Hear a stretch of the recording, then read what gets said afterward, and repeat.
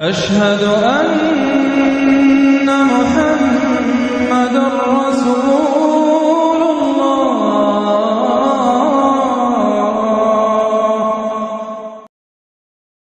اصل یہودی جو ہے، عملی یہودی، اس کی شکل آپ نے اگر کبھی دیکھی ہو، اس کے سر کے اوپر اونچا ہیٹ ہوتا ہے کالا، ان کی زلفیں لمبی لمبی ہوتی ہیں، خاص طور پر یہ جو ہے گلپٹی کے بال، یہ قلمے جو ہیں یہ تو لا کے چھلے بنا کر بڑا خوبصورت سا جو ہے وہ ہار بناتے ہیں، لمبا کالا کوٹ پہنا ہو، لمبی داڑھی ہوتی۔ یہی وجہ ہے کہ مسلمانوں میں بھی مصر میں جس کی لمبی داڑھی ہوتی تھی، اب کچھ حالات بدل گئے، وہ سمجھتے تھے یہ یہودی ہے، یعنی لمبی داڑھی یہودی رکھتا تھا، مسلمان نہیں۔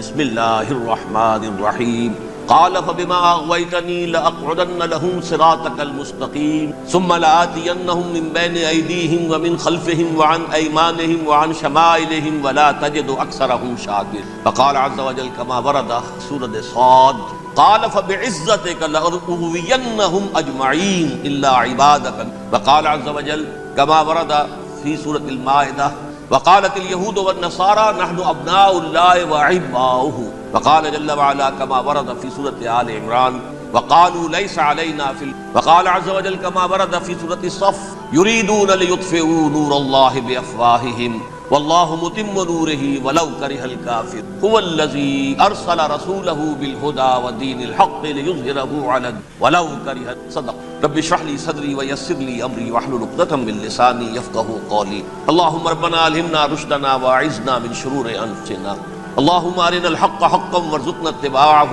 وارنا الباطل باطلا وارزقنا اجتنابه اللهم وفقنا لما تحب وترضى وتقبل منا فإنك خیر المتقبل آمین یا رب العالمین۔ معزز حاضرین اور محترم خواتین، السلام علیکم ورحمۃ اللہ وبرکاتہ۔ ہماری آج کی اس نشست کے لیے خاصا نمایاں اشتہار اخبار میں شائع ہوا، لہذا میں سمجھتا ہوں کہ آپ سب حضرات کے علم میں ہے کہ میرا آج کا موضوع کیا، موجودہ جو انتہائی تشویشناک عالمی صورتحال ہے اس کا پس منظر کیا، اس کے پیچھے کون سے عوامل کار فرما، اور نوع انسانی کے اصل اور مستقل دشمن کون ہے۔ گویا کہ وہ جو ایک مصرع ہے کہ کون سیاہی گھول رہا ہے وقت کے بہتے دریا میں، امن عالم جو ہے ہو سکتا ہے تہو بالا ہو جائے، کہا جا رہا ہے شاید تیسری عالمگیر جنگ شروع، بش صاحب کہتے ہیں 10 سالہ جنگ ہو، بظاہر تو معاملہ چھوٹا سا نظر آتا ہے، ایک آدمی اسامہ، دھان پان سا آدمی، پھر یہ افغانستان، اگر آپ ویسے دیکھیں دنیاوی اعتبارات سے، مادی اعتبارات سے، اس کی کیا حیثیت، امریکہ جیسی سپریم پاور کے ساتھ، لیکن کتنا اہتمام ہو رہا ہے، مشرق و مغرب کے مسائل و ذرائع جمع کیے جا رہے ہیں، ادھر میڈیٹرینین میں، ادھر بحر ہند میں دور تک، ڈیگو گارسیا تک اپنے سارے اڈے جو ہے تیار کر،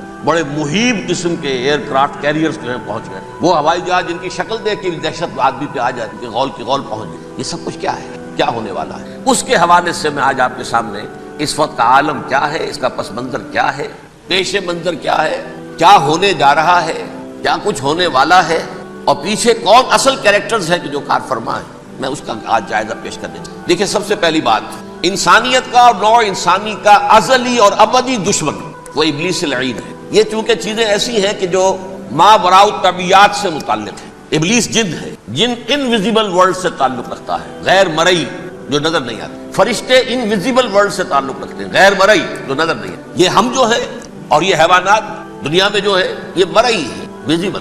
آج کا عام ذہن جو انسان کا بن چکا ہے، سائنٹزم جسے کہا جاتا ہے، سائنسی نقطہ نظر، اس کا عام لوگوں پر بھی اثر یہ ہوا ہے کہ جو انویزیبل ورلڈ ہے اس کی باتوں کی طرف توجہ نہیں کرتے۔ ہاں، عقیدہ تو ہے کہ ہے، جن بھی ہے، فرشتے بھی ہیں، لیکن کوئی ان کی اہمیت ہماری نگاہوں میں نہیں، ساری نگاہیں مرکوز ہے visible world, physical world. Meta physics کا تو مضمون بھی اب سمجھ رہے ہیں کہ ختم کر دینا چاہیے، یونیورسٹیز سے فلسفے کے ڈپارٹمنٹ ختم ہو رہے ہیں، کیا ضرورت ہے اس کی؟ اصل شے یہ دنیا ہے، یہ عالم ہے، یہ کائنات ہے، یہ مادہ ہے، یہ حیات انسانی، حیات دنیاوی ہے۔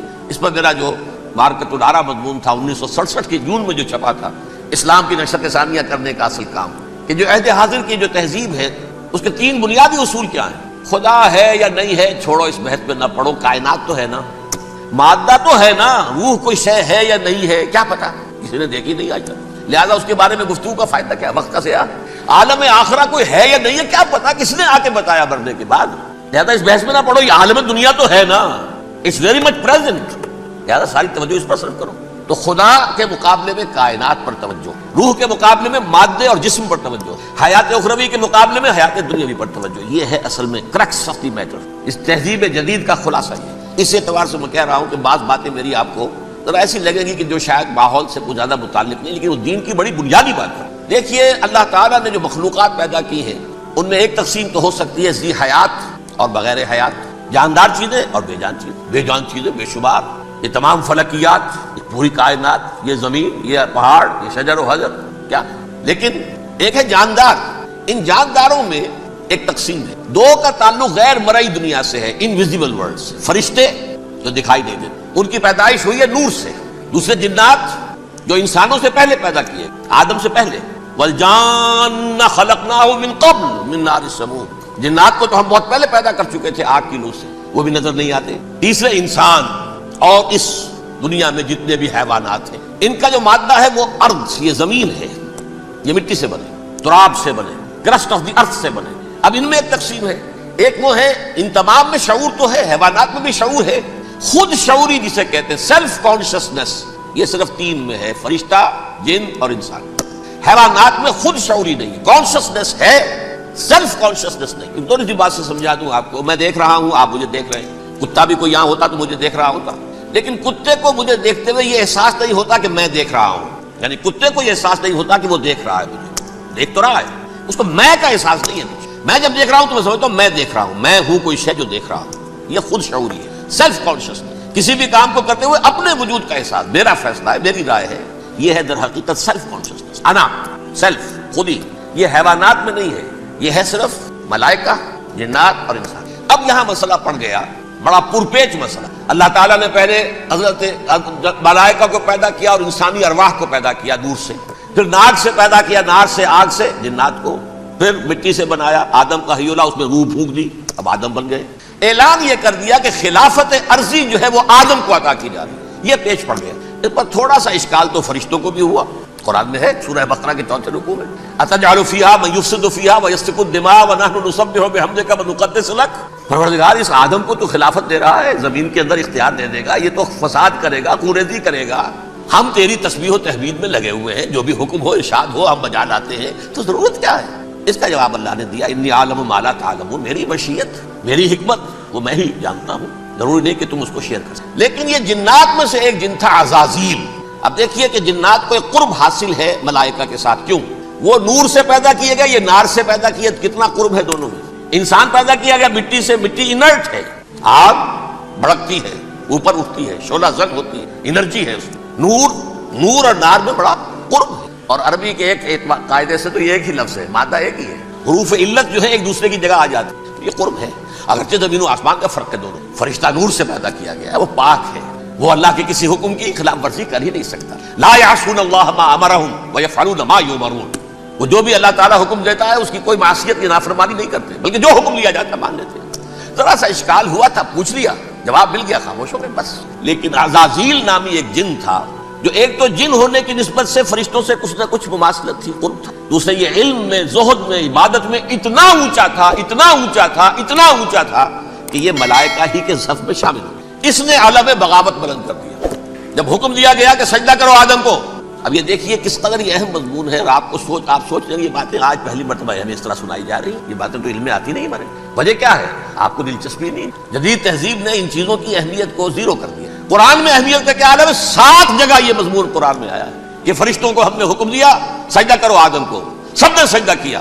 فسجد الملائکۃ کلھم اجمعون، سارے کے سارے، کل کے کل، سب نے مل کر سجدہ کیا آدم. اللہ کے حکم کی فوراً تعمیل کر دی. الا ابلیس ابا واستکبر وکان من الکافرین. ابلیس نے نہیں کیا، انکار کیا، استکبار کیا، گھمنڈ کیا. اور اس کو سورہ کہف میں بیان کر دیا گیا. یہ اس لیے کہ وہ اصل میں جنات میں سے تھا، اگرچہ شامل تو تھا فرشتوں میں اس وقت. کانا من الجن ففسق عن امر ربہ، وہ اصل میں جنات میں سے تھا.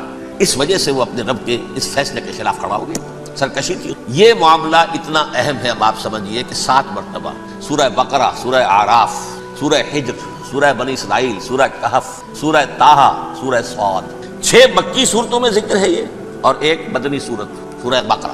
ان میں سے اکثر مقامات پر پھر جب اللہ نے کہا کہ اچھا تم نے یہ سرکشی کی ہے اور ہمارے حکم کی خلاف ورزی کی ہے تو یہاں سے نکل جاؤ، دفع ہو جاؤ، تم مردود ہو. مردود، ملعون، ان علیک لعنتی الی یوم الدین، اب تجھ پر لعنت رہے گی میری قیامت کے دن۔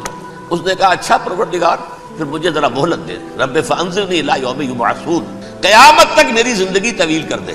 فذهب فإنک من المنظرین، کہہ دیا اچھا جاؤ تمہاری یہ درخواست بھی ہم نے قبول۔ انہوں نے کہا پروردگار اب میں اس آدم کو بھی گمراہ کر کے چھوڑوں گا اور آدم کی نسل کو تباہ کر کے چھوڑوں گا۔ انتہائی شدید چیلنج کے انداز میں یہ قرآن مجید میں 4-5 مرتبہ مضمون، میں نے صرف 2 جگہ سے آپ کو اس وقت کوٹ کر کے سنایا تھا۔ سورہ اعراف میں اللہ تعالیٰ فرماتے ہیں قالا، اس پر ابلیس نے کہا فبما اغویتنی، تو اے رب جو تو نے مجھے گمراہ کیا ہے، مجھے دلیل کر دیا، مجھ پر فوقیت دے دی، اس کو انا خیر منہ، میں اس سے بہتر ہوں، خلقتنی من نار وخلقتہ من طین، بنایا تو نے مجھے آگ سے اور اس کو بنایا مٹی سے، پھر مجھ سے مطالبہ کہ میں سجدہ کروں اور میں نے سجدہ نہیں کیا تو تو نے مجھے ملعون قرار دے دیا۔ قال فبما اغویتنی لاقعدن لهم صراطک المستقیم، اب میں یہ نسل آدم کے لیے اس کو برباد کرنے کے لیے تیری سیدھی راہ کے اوپر گھات میں بیٹھوں گا، سیدھے راستے پر چلنے نہیں دوں گا۔ ثم لآتینہم من بین ایدیہم، پھر میں ان پر حملہ آور ہوں گا ان کے سامنے سے بھی، ومن خلفہم ان کے پیچھے سے بھی، وعن ایمانہم ان کے داہنی جانب سے بھی، وعن شمائلہم ان کے بائیں جانب سے بھی، ولا تجد اکثرہم شاکرین، اور تو دیکھے گا کہ ان کی اکثریت تیری شکر گزار بندوں پر مشتمل نہیں ہوگی۔ یہ چیلنج، اور ایک چھوٹا سا چیلنج جو سورہ صاد میں آیا ہے، اور یہاں تو اس نے اللہ کے جلال کی قسم کھا کر کہا قال فبعزتک لأغوینہم اجمعین، اے رب تیری عزت تیرے جلال کی قسم ہے میں ان سب کو گمراہ کر کے چھوڑوں گا، الا عبادک منہم المخلصین، سوائے ان میں سے وہ کچھ لوگ جنہیں تو خالص اپنا بندہ بنا لے، جنہیں تو اپنا بندہ بنا لے، مخلص، مخلص نہیں، مخلص یہ مفعول ہے، فاعل نہیں ہے، جسے تو بنا لے۔ بعض لوگوں کو اللہ چن لیتا ہے، هو اجتباکم، تمہیں چن لیا ہے، استفاء اجتباء، بس وہ بچیں گے جن کو تو اپنی خاص امان میں لے لے گا، باقی میں سب کو گمراہ کر کے چھوڑوں۔ یہ ہے اصل دنیا میں نوع انسانی کا ابدی دشمن، ازلی سے ابدی تک۔ اور اس میں نوٹ کیجئے کہ اس کی اصل بنیاد کیا ہوئی؟ 2 لفظ، تکبر اور حسد۔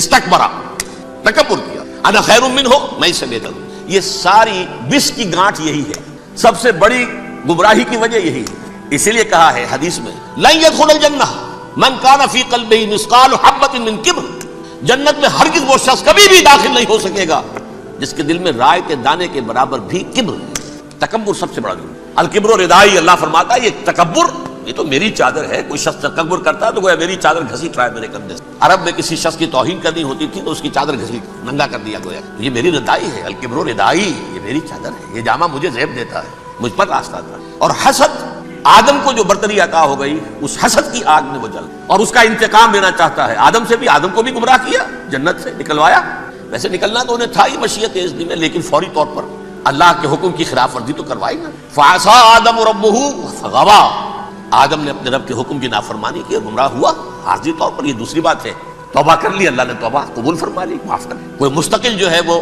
نسل انسانی پر اس گناہ کا اثر متوارث طور پر نہیں آ رہا، ختم ہو چکا معاملہ، ہوا تھا ہو گیا۔ فتلقى آدم من ربہ کلمات فتاب علیہ انہ هو التواب الرحیم۔ اور توبہ کی شان یہ ہے جب وہ قبول ہو جائے اللہ کی جناب میں، کیا تائب من الذنب کمن لا ذنب له، گناہ سے توبہ کرنے والا ایسے ہوتا ہے جیسے اس نے کبھی گناہ کیا ہی نہیں۔ لیکن بہرحال وہ گمراہ کرنے میں کامیاب ہو گیا، حضرت آدم اور حوا کو بھی، اور نوع انسانی کی عظیم اکثریت، عظیم اکثریت، عظیم اکثریت اس کے داؤ میں آئی ہوئی ہے نہیں۔ کتنے ہیں وہ عباد اللہ المخلصین، الا عبادک منہم المخلصین، کتنے جو واقعتاً خالصتاً اللہ کے بندے بن گئے، جنہیں اللہ نے اپنا بنا لیا، اپنا قرار دے دیا۔ اب اس کے ساتھ نوٹ کیجئے، اس ابلیس کے ساتھ ایک فوج بھی ہے جسے قرآن مجید میں کہا گیا ہے یہ اس کی پارٹی ہے، حزب الشیطان، یہ اکیلا نہیں ہے۔ ایک تو وہ عزازیل ہے، اس کی طویل ترین عمر اللہ نے دے دی، وہ تو قیامت تک رہے گا۔ باقی بھی جنات جو ہیں ان کی نسل میں سے، یا اس کی نوع میں سے، اس کی نسل میں سے، جنات کی عمریں انسانوں کی عمروں سے زیادہ ہیں، بہت زیادہ ہیں، لیکن پھر بھی اتنی نہیں ہے۔ یہ خاص ہے اس کا معاملہ کہ اس نے کہا تھا رب انظرنی الی یوم یبعثون، مجھے دے دے مہلت اس وقت تک تاکہ میں ثابت کر کے دکھا دوں کہ جسے تو نے یہ خلافت دیا یہ اس کا اہل نہیں ہے۔ Let me prove this point ولا تجد اکثرهم شاکرین، تو ان کی اکثریت کو شکر گزار نہیں پائے گا۔ وہ ابلیس جو ہے وہ ریکروٹ کرتا ہے اپنے فوجی، اول تو خود جنات جو اس کے نمبر 1 لشکر، قرآن مجید میں اس کا اشارہ دیا گیا ہے انہ یراکم ہوا وقبیلہ من حیث لا ترونہم۔ دیکھو لوگو، اے انسانوں، وہ ابلیس لعین عزازیل اور جو اس کے قبیلے کے لوگ ہیں، جنات ہیں، وہ تمہیں وہاں سے دیکھتے ہیں، تاکتے ہیں اور حملہ کرتے ہیں جہاں سے تم انہیں نہیں دیکھتے۔ وہ غیر مرئی ہیں، انویزیبل ہیں، تمہیں نظر نہیں آتے۔ ویزیبل دشمن کا وار تو روک لو گے، انویزیبل کا کیسے روکو گے؟ انہ یراکم ہوا وقبیلہ، اکیلا ہی نہیں ہے وہ، وہ تو تمہیں تاکتا ہے، تم پر حملہ کرتا ہے، گھات میں لگ کر جو ہے تمہارے اوپر حملہ کرتا ہے، وہ بھی اور اس کے ساتھ اس کے قبیلے کے لوگ جنات بھی، من حیث لا ترونہم، جہاں سے کہ تم انہیں نہیں دیکھتے۔ لیکن اس کے علاوہ وہ انسانوں میں سے بھی ریکریوٹ، رنگ روٹ وہ برپا کر، وہ جو ہے ان کو اپنے پاس رکھتا ہے فوج کے، جس کی سب سے بڑی مثال کیا ہے؟ سورہ مجادلہ میں اللہ تعالیٰ نے منافق، حالانکہ وہ کون تھے؟ بظاہر حضور کا کلمہ پڑھنے والے، حضور کے پیچھے نماز پڑھنے والے، اسلام کا دعویٰ کرنے والے، ان کو اللہ فرماتا ہے اولئک حزب الشیطان الا ان حزب الشیطان هم الخاسرون، یہ شیطان کی پارٹی کے لوگ ہیں۔ وہاں مقابلے میں آیا ہے اولئک حزب اللہ الا ان حزب اللہ هم المفلحون، یہ دو پارٹیاں ہیں، حزب اللہ اللہ کی پارٹی جو اس کے مخلص بندے ہیں وہ اللہ کی پارٹی، اور جو شیطان کے مرید بن گئے اس کے ہاتھ پر بیعت کر لی، لہذا وہ اس شیطان کی پارٹی کے لوگ ہیں، چاہے وہ انسان ہو چاہے جن ہو۔ تو انسانوں میں سے بھی اس کے حزب میں، اس کی پارٹی میں اس کے ایجنٹ ہیں، اور بہت، بلکہ بہت سے تو ایسے ہیں کہ جو جنات کے بھی کان کتر دیں، ان کو بھی شیطنت سکھا دیں، پڑھا دیں۔ لیکن اب ایک بات سمجھیے، ایک دنیا میں نسل اور قوم بھی ایسی ہے جو ایک خاص وقت سے بحیثیت مجموعی من حیث القوم ابلیس کی ایجنٹ بن گئی۔ وہ کون ہے؟ وہ یہودی۔ یہ یہودی قوم جو ہے، اس میں ایک تو کچھ یہ کہ ان کی فطرت کے اندر یہ تھا کہ ہم ہیں اصل انسان، باقی انسان جو ہے وہ انسان نما حیوان ہے، ان کی کوئی حیثیت ہی نہیں، ہم ہیں اصل انسان، نحن ابناء اللہ واحباؤہ۔ باقی یہ جنٹائلز، یہ گویمز، غیر یہودی، یہ تو حیوانات ہیں۔ اب جیسے کہ انسانوں کو حق ہے کہ حیوانوں کو ایکسپلائٹ کریں، استعمال کریں، گھوڑے کو آپ ٹانگے میں باندھتے ہیں کہ نہیں؟ اس کی پسینے کی اور محنت کی کمائی ہے جو کھاتا ہے ٹانگا چلانے والا۔ البتہ یہ ضرور ہے کہ چونکہ اگلے روز پھر جوتنا ہے تو کچھ نہ کچھ تو اسے بھی کھلائے گا نا، اپنی کمائی میں سے کچھ دانے کھلائے گا، کچھ اور گھاس دے گا، یا بیل کو جوتنا ہے ہل میں تو کچھ نہ کچھ اس کو دیتا ہوگا کھانے کو، لیکن پھر اسے استعمال کرنا ہے۔ تو ان کا مستقل قول یہ ہے کہ اصل انسان ہم ہیں، باقی پوری نوع انسانی ہمارے لیے حیوانوں کے درجے میں، ہم چاہیں جس طرح انہیں استعمال کریں، ایکسپلائٹ کریں، دھوکہ دیں، جیسے چاہیں، لوٹیں کھسوٹیں، سب کچھ کریں، بدہضی کریں، ان سے سود لیں، سب کریں، جو بھی ممکن طریقہ ہو، یہ ہمارے لیے ہم ڈومینیٹ کریں گے، اور یہ در حقیقت ہمارے اعلی کار ہے۔ ایک تو اس اعتبار سے یہود بقیہ پوری نوع انسانی کے دشمن بن گئے۔ قرآن مجید کی وہ آیت بھی میں نے آپ کو سنائی ہے، وَقَالُوا لَيْسَ عَلَيْنَا فِي الْأُمِّيِّينَ سَبِيلٌ، یہ امیین کہتے تھے نا ان کو، جو غیر یہودی ہیں، کیونکہ ان کے پاس کتاب تھی، تورات تھی، اور کتاب نہیں تھی کسی کے پاس، لہذا یہ ان پڑھ ہے، پاگل ہے، جاہل ہے، امی ہے، ہم ہیں صاحب کتاب، ہمارے پاس شریعت، ہمارے پاس کتاب، یہ لوگ ان پڑھ ہیں، جاہل۔ لَيْسَ عَلَيْنَا فِي الْأُمِّيِّينَ سَبِيلٌ، ان امیین کو ہم لوٹیں کھسوٹیں، دھوکہ دیں، فریب سے جو کریں، چوری کریں، ڈاکہ ڈالیں، جیب کے قطرے، جس طرح بھی کریں ہمارے لیے جائز ہے، ہمارے اوپر کوئی گرفت نہیں ہوگی۔ اللہ تعالیٰ ہم سے یہ نہیں پوچھے گا تم نے جھوٹ کیوں بولا تھا اس کے ساتھ، تم نے وعدہ خلافی کیوں کی تھی اس کے ساتھ، تم نے کیوں دھوکہ دیا تھا اس کو، تم نے کیوں اس کا مال جو ہے غبن کر لیا تھا، ہڑپ کر لیا تھا، نہیں، ہم پر پوچھ۔ اس اعتبار سے ایک تو یہ انسانیت کی دشمنی ان کی گھٹی میں پڑ گئی، اس غلط خیال کی وجہ سے۔ ہم تو بخشے بخشائے ہیں، we are the chosen people of the lord, ہمیں تو اللہ اگر جہنم میں داخل بھی کرے گا تو صرف چند دن، لن تمسنا النار الا ایاما معدودات، باقی اصل میں تو ہم تو اللہ کے پسندیدہ، نحن ابناء اللہ واحباؤہ، اس کے بیٹوں کے مانند ہیں، بڑے چہیتے ہیں، لاڈلے ہیں۔ یہ باقی دنیا، باقی انسان ہماری چراہ گاہ ہے، جیسے چاہے چریں، جس طرح چاہے ہڑپ کر جائیں۔ یہ تو ان کا پہلے سے مستقل معاملہ تھا، لیکن اس کے بعد ان کی تاریخ میں ایک دور وہ آیا جب حضرت مسیح علیہ السلام ان میں مبعوث کی۔ یہ 1400 سالہ تاریخ کا کلائمیکس ہے یہود کی۔ جب کتاب انہیں دی گئی تھی تورات حضرت موسیٰ کے ذریعے، وہ 1400 قبل مسیح کا واقعہ، اس وقت سے لے کر اللہ کا وہ فضل ان پر ہوا کہ کوئی ایک لمحہ ایسا نہیں آیا 1400 برس میں کہ ان کے ہاں کوئی نہ کوئی نبی موجود نہ۔ یہ تار ٹوٹا ہی نہیں، 2 سے شروع ہوا، موسیٰ ہارون علیہ السلام، اور 1400 برس کے بعد پھر آخری 2 ہیں، عیسیٰ اور یحییٰ علیہ السلام، یوں سمجھ لیجئے، اور اس کے درمیان یہ تار ہے، اور اس تار میں کوئی ایک لمحہ ایسا نہیں آیا کہ کوئی نبی موجود ہے۔ اس میں اتار چڑھاؤ بہت سے آئے ہیں، اس کا وہ میرا موضوع نہیں ہے اس وقت، قبل مسیح کی تاریخ جو ہے وہ میرا موضوع نہیں ہے۔ قرآن مجید میں سورہ بنی اسرائیل کے پہلے رکوع میں اس کا تذکرہ موجود ہے، وَقَضَيْنَا إِلَىٰ بَنِي إِسْرَائِيلَ فِي الْكِتَابِ لَتُفْسِدُنَّ فِي الْأَرْضِ مَرَّتَيْنِ وَلَتَعْلُنَّ عُلُوًّا كَبِيرًا، 2 مرتبہ ان پر عذاب کے کوڑے برسے، پہلے اشوریوں کے ذریعے سے جو شامی تھے، سیرینز اشوری کہلاتے، پھر بابلیوں کے ذریعے سے یعنی عراقیوں کے ذریعے سے، بیبیلونیا نام تھا عراق کا پہلے، ان پر بہت بڑی بڑی تباہیاں آئیں، اللہ تعالیٰ کی طرف سے عذاب آئے۔ اس کے بعد پھر دوسرے دور میں دوسرا اقتدار کا دور آیا، خرمستیاں بڑھ گئیں، تو پہلے گریکس کے ذریعے سے، یونانیوں کے ذریعے سے، اور پھر رومیوں کے ذریعے سے انہیں پسوایا گیا۔ یہ دور گزر چکے تھے ان پر، 2 عروج کے دور اور 2 زوال کے دور۔ میری چھوٹی سی کتاب ہے تنظیم اسلامی کا تاریخی پس منظر، شاید 6-7 روپے کی، اس کو آپ دیکھیں گے تو اس میں اس کا پورا نقشہ آپ کو ملے۔ ویسے تو یہ کہ میری جو ذرا بڑی کتاب ہے سابقہ اور موجودہ مسلمان امتوں کا ماضی حال اور مستقبل، اس میں میں نے ان معاملات کو بڑی تفصیل سے بہرحال یہ جو دور تھا ان کا 1400 سالہ، وہ اونچ نیچ سے ہوتا ہوا جب آیا ہے حضرت مسیح کی بعثت پر، تو ان کی شرارت کی انتہا یہ ہو گئی کہ اللہ تعالیٰ نے مسیح کو رسول بنا کر بھیجا، رسولاً الی بنی اسرائیل۔ حضرت موسیٰ اور حضرت عیسیٰ کے درمیان رسول کوئی نہیں ہے، سب نبی ہیں۔ حضرت موسیٰ رسول تھے اور حضرت عیسیٰ رسول، درمیان میں داؤد ہو، سلیمان ہو، یشعیاہ ہو، زکریا ہو، یہ سب نبی ہیں، یحییٰ نبی ہے، رسول نہیں ہے، لہذا وہ شہید کر دیے گئے۔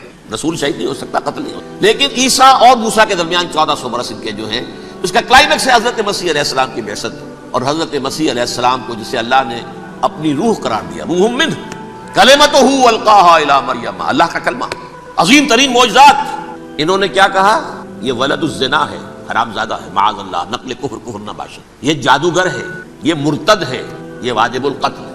اصل حکومت اس وقت رومیوں کی تھی حکومت، لیکن انہوں نے انہیں آٹونومی دے رکھی تھی، اپنے مذہبی معاملات تم خود طے کر سکتے۔ تو قیافاس جو اس وقت کا ان کا ہیڈ ربائی تھا سب سے بڑا، اس کی عدالت نے فیصلہ کیا مسیح کو سولی چڑھا دیا جائے۔ پائلیٹس پونٹس، اس کے پاس ان کی یادداشت پہنچ گئی، یہ ہمارا مجرم ہے مذہبی، یہ مرتد ہے، یہ کافر ہے، یہ جادوگر ہے، یہ واجب القتل ہے، اسے قتل کر دو، سولی چڑھا دو۔ خیر وہ لمبی بات ہو جائے گی، اس نے تو اپنے ہاتھ دھوئے کہ صاحب ہمارے پاس کوئی جرم نہیں ہے اس کے خلاف، تم کہتے ہو تو ٹھیک ہے سولی چڑھا دیتے۔ یہ دوسری بات ہے کہ اللہ نے حضرت مسیح کو اٹھا لیا آسمان پر، ان کی جگہ وہ شخص سولی چڑھا جس نے غداری کر کے گرفتار کروایا تھا، جوڈاس اسکیریوٹ، اس کی شکل اللہ نے بدل دی حضرت مسیح کی سی، اور حضرت مسیح کو فرشتے اٹھا کے اوپر لے گئے، وہ زندہ آسمان پر اٹھا لیے۔ اور یہ ساری تفاصیل نہ قرآن میں ہے نہ حدیث میں، یہ انجیل میں ہے، لیکن انجیل کون سی؟ برنباس کی، gospel of the Lord according to Saint Barnabas. یہ حواریین مسیح میں سے تھے، لیکن عیسائی ان کو تسلیم نہیں کرتے، ان کی بائبل کو صحیح نہیں مانتے، کینونیکل نہیں مانتے۔ 100 انجیلیں تھیں، 104 تھیں، جن میں سے 4 چنی ہیں انہوں نے، یہ بتی اور جان اور مرقس مارکس، یہ ہے، تو یہ 4 انجیلیں ہیں، انہوں نے تسلیم کیے کہ یہ کینونیکلز ہیں، یہ تو ہیں حقیقی، باقی جو ہیں 100 اس کو وہ تسلیم نہیں۔ ان میں سے ایک ہے یہ برنباس، اس میں یہ تفسیر کہ اللہ تعالیٰ نے اس شخص کی، جیوڈاس کی، یہودا جیوڈاس اس کو انگریزی میں کہتے ہیں، اس کی شکل بدل دی حضرت مسیح کی سی، وہ گرفتار ہوا، وہ سولی چڑھا، وہ غدار تھا، غداری کی سزا اسے ملنی تھی، وہ مل گئی۔ حضرت مسیح کو فرشتے 4 اٹھ رہے ہیں، جس کوٹڑی میں حضرت مسیح مقیم تھے، ایک باغ کے اندر وہ کوٹھ تھے، اس کی چھت پھٹی ہے، 4 فرشتے آئے ہیں، حضرت مسیح کو اٹھا کر لے گئے ہیں، چھت برابر ہو گئی ہے، اس کے بعد وہ شخص پکڑا گیا۔ بہرحال حضرت مسیح کو اللہ نے اٹھا لیا، لیکن وہ دن ہے کہ اس قوم کو اب مغضوب علیہم قرار دے دیا گیا۔ نوٹ کر دیجئے، اصل میں تو ہونا یہ چاہیے تھا کہ رسول کی جان کے در پہ جب کوئی امت ہو جاتی تھی تو اللہ کا قاعدہ یہ تھا کہ اس امت کو نسیہ منسیہ کر دیا جائے۔ حضرت نوح کی قوم کو ختم کیا یا نہیں؟ حضرت ہود کی نگاہوں کے سامنے قوم عاد برباد کی گئی یا نہیں؟ حضرت صالح کی نگاہوں کے سامنے قوم سمود برباد ہوئی، یہ اللہ کا قاعدہ رہا۔ سدوم اور عمورہ کی بستیاں حضرت لوط علیہ السلام جہاں بھیجے گئے، مدین کا علاقہ جہاں حضرت شعیب بھیجے گئے، آل فرعون جن کی طرف موسیٰ کو بھیجا گیا، سب ہلاک کر دیے، کیونکہ رسولوں کے بارے میں اللہ کا، نبیوں کے بارے میں یہ بات نہیں ہے۔ نبی آیا، اس نے دعوت دی، جس نے مان لیا اچھا کیا، اپنے لیے اچھا کیا، نہیں مانا اس کی اپنی جو ہے آخرت برباد ہو گئی، دنیا میں کوئی فیصلہ اس کا نہیں ہو۔ لیکن رسولوں کا معاملہ یہ ہوتا ہے کہ دنیا میں وہ اللہ کی عدالت بن کر آتے ہیں، مانو گے تو بچو گے، نہیں مانو گے ہلاک ہو جاؤ۔ تو اس اعتبار سے وہ مستحق تو ہو چکے تھے اس کے کہ انہیں ہلاک کر دیا جائے۔ اب اللہ کی کوئی خصوصی مشیت ہے، اس میں کیا حکمت ہے، وہ ہے ایک حکمت، میں بعد میں اگر وقت ہوا تو بتاؤں گا۔ فیصلہ یہ کیا اللہ نے کہ حضرت مسیح کو تو اٹھا لیا زندہ، اور ان کی رسی ابھی مزید دراز کر دی، کہ ان کو ابھی مہلت دے دی کہ تمہیں آخری استیصال، جس کو عذاب اکبر کہتا ہے قرآن، سورہ سجدہ جو حضور ہر جمعے کی پہلی رکعت میں فجر میں پڑھتے تھے، وَلَنُذِيقَنَّهُم مِّنَ الْعَذَابِ الْأَدْنَىٰ دُونَ الْعَذَابِ الْأَكْبَرِ لَعَلَّهُمْ يَرْجِعُونَ، چھوٹے چھوٹے عذاب اور ایک بڑا عذاب، جبکہ قوم بالکل برباد، نسیہ منسیہ، کأن لم یغنوا فیہا، ایسے ہو جائیں جیسے کوئی تھے ہی نہیں آبادیاں، لا یرا الا مساکنہم، اب ان کے مسکن نظر آتے ہیں، مکین نظر نہیں آتے۔ یہ عذاب اکبر جو ہے وہ ان پر نہیں آیا، حالانکہ وہ مستحق ہو گئے تھے اسی وقت۔ اس کو یوں سمجھیے کہ کسی شخص کو پھانسی کا حکم تو ہو جائے، ایگزیکیوشن نہیں ہوتا ہے، کئی سال گزر جاتے ہیں پڑے ہوئے، اور معاملات جو ہیں وہ چلتے رہتے ہیں۔ یہ معاملہ ہوا اس کے ساتھ، ورنہ یہ مستحق ہو چکے تھے آخری بربادی تباہی کے، عذاب استیصال، جڑ سے کاٹ دینے والا عذاب، وہ آ سکتا تھا ان پر اسی وقت، لیکن اللہ نے ان کو مہلت دراز کی۔ لیکن اس کے بعد اللہ نے ان کو ایک اور موقع دیا، 600 برس بعد حضرت مسیح کے محمد الرسول اللہ صلی اللہ علیہ وسلم کی بعثت، اور یہ میں سمجھتا ہوں کہ اس قوم پر اللہ کا اتنا بڑا فضل، اتنا بڑا فضل، اتنا بڑا فضل۔ اب پھر ایک موقع دیا، عسیٰ ربکم ان یرحمکم وان عدتم عدنا، دیکھو اب بھی تمہیں ہم ایک موقع دے رہے ہیں، تمہارا رب تمہارے اوپر اب بھی فضل کرنے کو تیار ہے، رحم فرمانے کو تیار ہے۔ ان ھذا القرآن یہدی للتی ہی اقوم، اس قرآن کے سائے میں آ جاؤ، یہ شاہدرا ہے ہدایت میں آنے کا، اس میں داخل ہو جاؤ۔ محمد کی تصدیق کرو صلی اللہ علیہ وسلم، دامن محمدی میں آ جاؤ، اب بھی ہم تمہارے گناہ بخش دیں۔ لیکن نہیں، اس قوم نے حضرت محمد صلی اللہ علیہ وسلم کی دشمنی کی کمر کسی، اور اب یوں سمجھیے اس تاریخ سے لے کر آج تک یہ گٹھ جوڑ ہے۔ ظاہر بات ہے کہ ابلیس کا بھی اصل دشمن اب کون ہے، یا ہدف کون ہے، ٹارگٹ کون ہے؟ جنہوں نے محمد کو نہیں مانا صلی اللہ، وہ تو ہے ہی جہنمی، ان پر کوئی اور محنت کرنے کی ضرورت کیا ہے؟ سمجھ گئے میری بات؟ حضور کی بعثت کے بعد جنہیں حضور کو رد کر دیا، ان پر ایمان نہیں لائے، وہ کون ہے؟ کافر، وہ جہنمی ہے ہی ہے۔ لہذا اس کے اوپر کوئی محنت صرف کرنے کی ابلیس کو ضرورت نہیں، اس کا اصل ٹارگٹ امت محمد ہے صلی اللہ علیہ وسلم۔ وہ ساری نوع انسانی کی دشمنی اب آ کر مرکوز ہو گئی ہے امت محمد صلی اللہ علیہ وسلم کی دشمنی پر۔ اور اسی طرح یہود کا معاملہ، اگرچہ ویسے پوری نوع انسانی کے دشمن ہیں، انہیں حیوان سمجھتے ہیں، ان کی جان مال اپنے لیے مباح سمجھتے ہیں، جس طرح چاہیں لوٹے کھسوٹے کھائیں پیئیں نہیں، لیکن اب ان کی بھی دشمنی کا سب سے بڑا مرکز امت محمد۔ کیوں؟ وہی تکبر اور حسد، وہی بیماریاں۔ انہیں تکبر یہ ہو گیا تھا کہ 2000 سال سے یہ نبوت ہماری میراث، ہماری جاگیر، بنو اسرائیل کے اندر سینکڑوں نبی آئے، 3 کتابیں اللہ نے ہمیں عطا کی، یہ کہاں سے آ گیا محمد صلی اللہ علیہ وسلم؟ معاذ اللہ ثم معاذ اللہ، یہ امیین میں سے، یہ جنٹائلز میں سے، یہ گوئنز میں سے، یہ حقیر ان پڑھ، کہاں ہم کہاں یہ نہیں تسلیم کریں گے۔ حالانکہ قرآن کہتا ہے یعرفونہ کما یعرفون ابناہم، ان کے علماء ایسے پہچانتے تھے حضور کو جیسے اپنے بیٹوں کو پہچانتے ہیں کہ یہ آخری نبی ہے، لیکن تکبر اور حسد کی آگ میں جل اٹھے۔ اب ان کے بھی دشمنی کس سے ہے؟ محمد اور امت محمد صلی اللہ علیہ وسلم، یہ گٹھ جوڑ ہے۔ اب دیکھیے یہ ہے میری گفتگو کا اب تک کی گفتگو کا حاصل، یہ گٹھ جوڑ، ایک غیر مرئی دنیا، انویزیبل دنیا کا ابلیس لعین اور جنات میں سے اس کے لشکری فوج، انسانوں میں سے ویسے تو اور بھی بہت جگہ اس کے ایجنٹ ہیں، مسلمانوں میں بھی ہے، لیکن بحیثیت قوم، بحیثیت مجموعی، ایک پوری قوم، ایک پوری نسل جو ہے اس کے ساتھ گٹھ جوڑ ہے۔ ان دونوں کی گٹھ جوڑی کے ساتھ یہ دشمن دون ہیں انسانیت کے، پہلا دشمن ابلیس لعین، عزازیل لعین، اور دوسرے دشمن یہود ملعون۔ اب میں آپ کو ذرا اس جو انسانوں میں سے انسان دشمنی کا جن کا سب سے بڑا رول ہے، میں ان کی 2000 سالہ تاریخ کا آپ کے سامنے نقشہ رکھنا چاہتا ہوں۔ ان 1400 سال کا تو میں نے صرف 4 آپ کو پوائنٹس بتائے۔ موسیٰ سے عیسیٰ تک 1400 برس علیہم الصلوۃ والسلام، 2 مرتبہ عروج، 2 مرتبہ زوال، اشیریوں کے ہاتھوں پٹوائی، بابلیوں کے ہاتھوں پٹانا، گریکس کے ہاتھوں مرمت، رومنس کے ہاتھوں۔ یہ جو 2000 سال ہیں، کیونکہ اب تو ظاہر بات ہے 21ویں صدی شروع ہو گئی، 20 صدیاں حضرت مسیح کو پوری ہو گئی۔ پہلی بات نوٹ کیجئے، حضرت مسیح کی پیدائش ہے سن 1 قبل مسیح۔ یہ نقطہ آپ نے کبھی سنا ہے یا نہیں؟ جب ملینیم کا سلسلہ شروع ہوا تھا پچھلے سال تو میں نے بیان کر دیا تھا کہ ایک عجیب حساب کے اندر انہوں نے غلطی کی ہوئی۔ حضرت مسیح کی پیدائش ہوئی 25 دسمبر کو، سن انہوں نے شروع کر دیا، اس کے بعد جنوری آئی تو پہلا سال شروع ہو گیا۔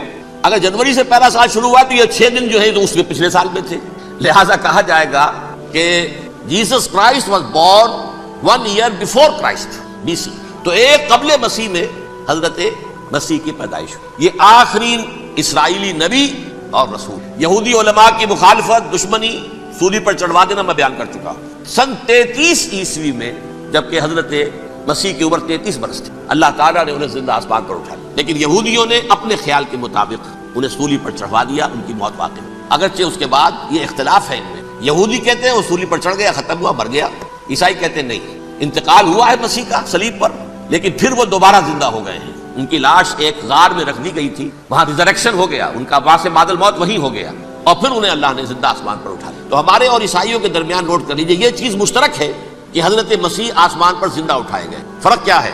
وہ سمجھتے ہیں کہ سولی دیے گئے، سولی پر مرے، پھر زندہ ہوئے، پھر گئے۔ ہم سمجھتے ہیں کہ نہیں، وما صلبوہ وما قتلوہ، انہوں نے نہ صلیب دے سکے انہیں اور نہ انہیں قتل کر سکے، بل رفعہ اللہ الیہ، اللہ نے اٹھا لیا۔ پھر ہمارا اور یہ اس کا عیسائیوں کا ایک اور اتفاق ہے، سیکنڈ کمنگ آف جیسس، حضرت مسیح دوبارہ آئیں گے، یہ عیسائیوں کا بھی عقیدہ ہے اور ہمارا بھی۔ بہرحال تو جیسا کہ میں نے عرض کیا کہ اس وقت یہ عذاب استیصال، عذاب اکبر کے مستحق ہو چکے تھے، لیکن اللہ نے ان کی مدت دراز کی، لیکن ان پر دنیاوی عذاب کا ایک کوڑا جو ہے اللہ تعالیٰ کی طرف سے اسی وقت برسا، دنیاوی عذاب دنیا میں رہتے ہوئے ختم نہیں کیا۔ 37 برس بعد حضرت مسیح کے رفع سماوی کے 37 برس بعد سن 70 میں یہودیوں نے بغاوت کی رومیوں کے خلاف۔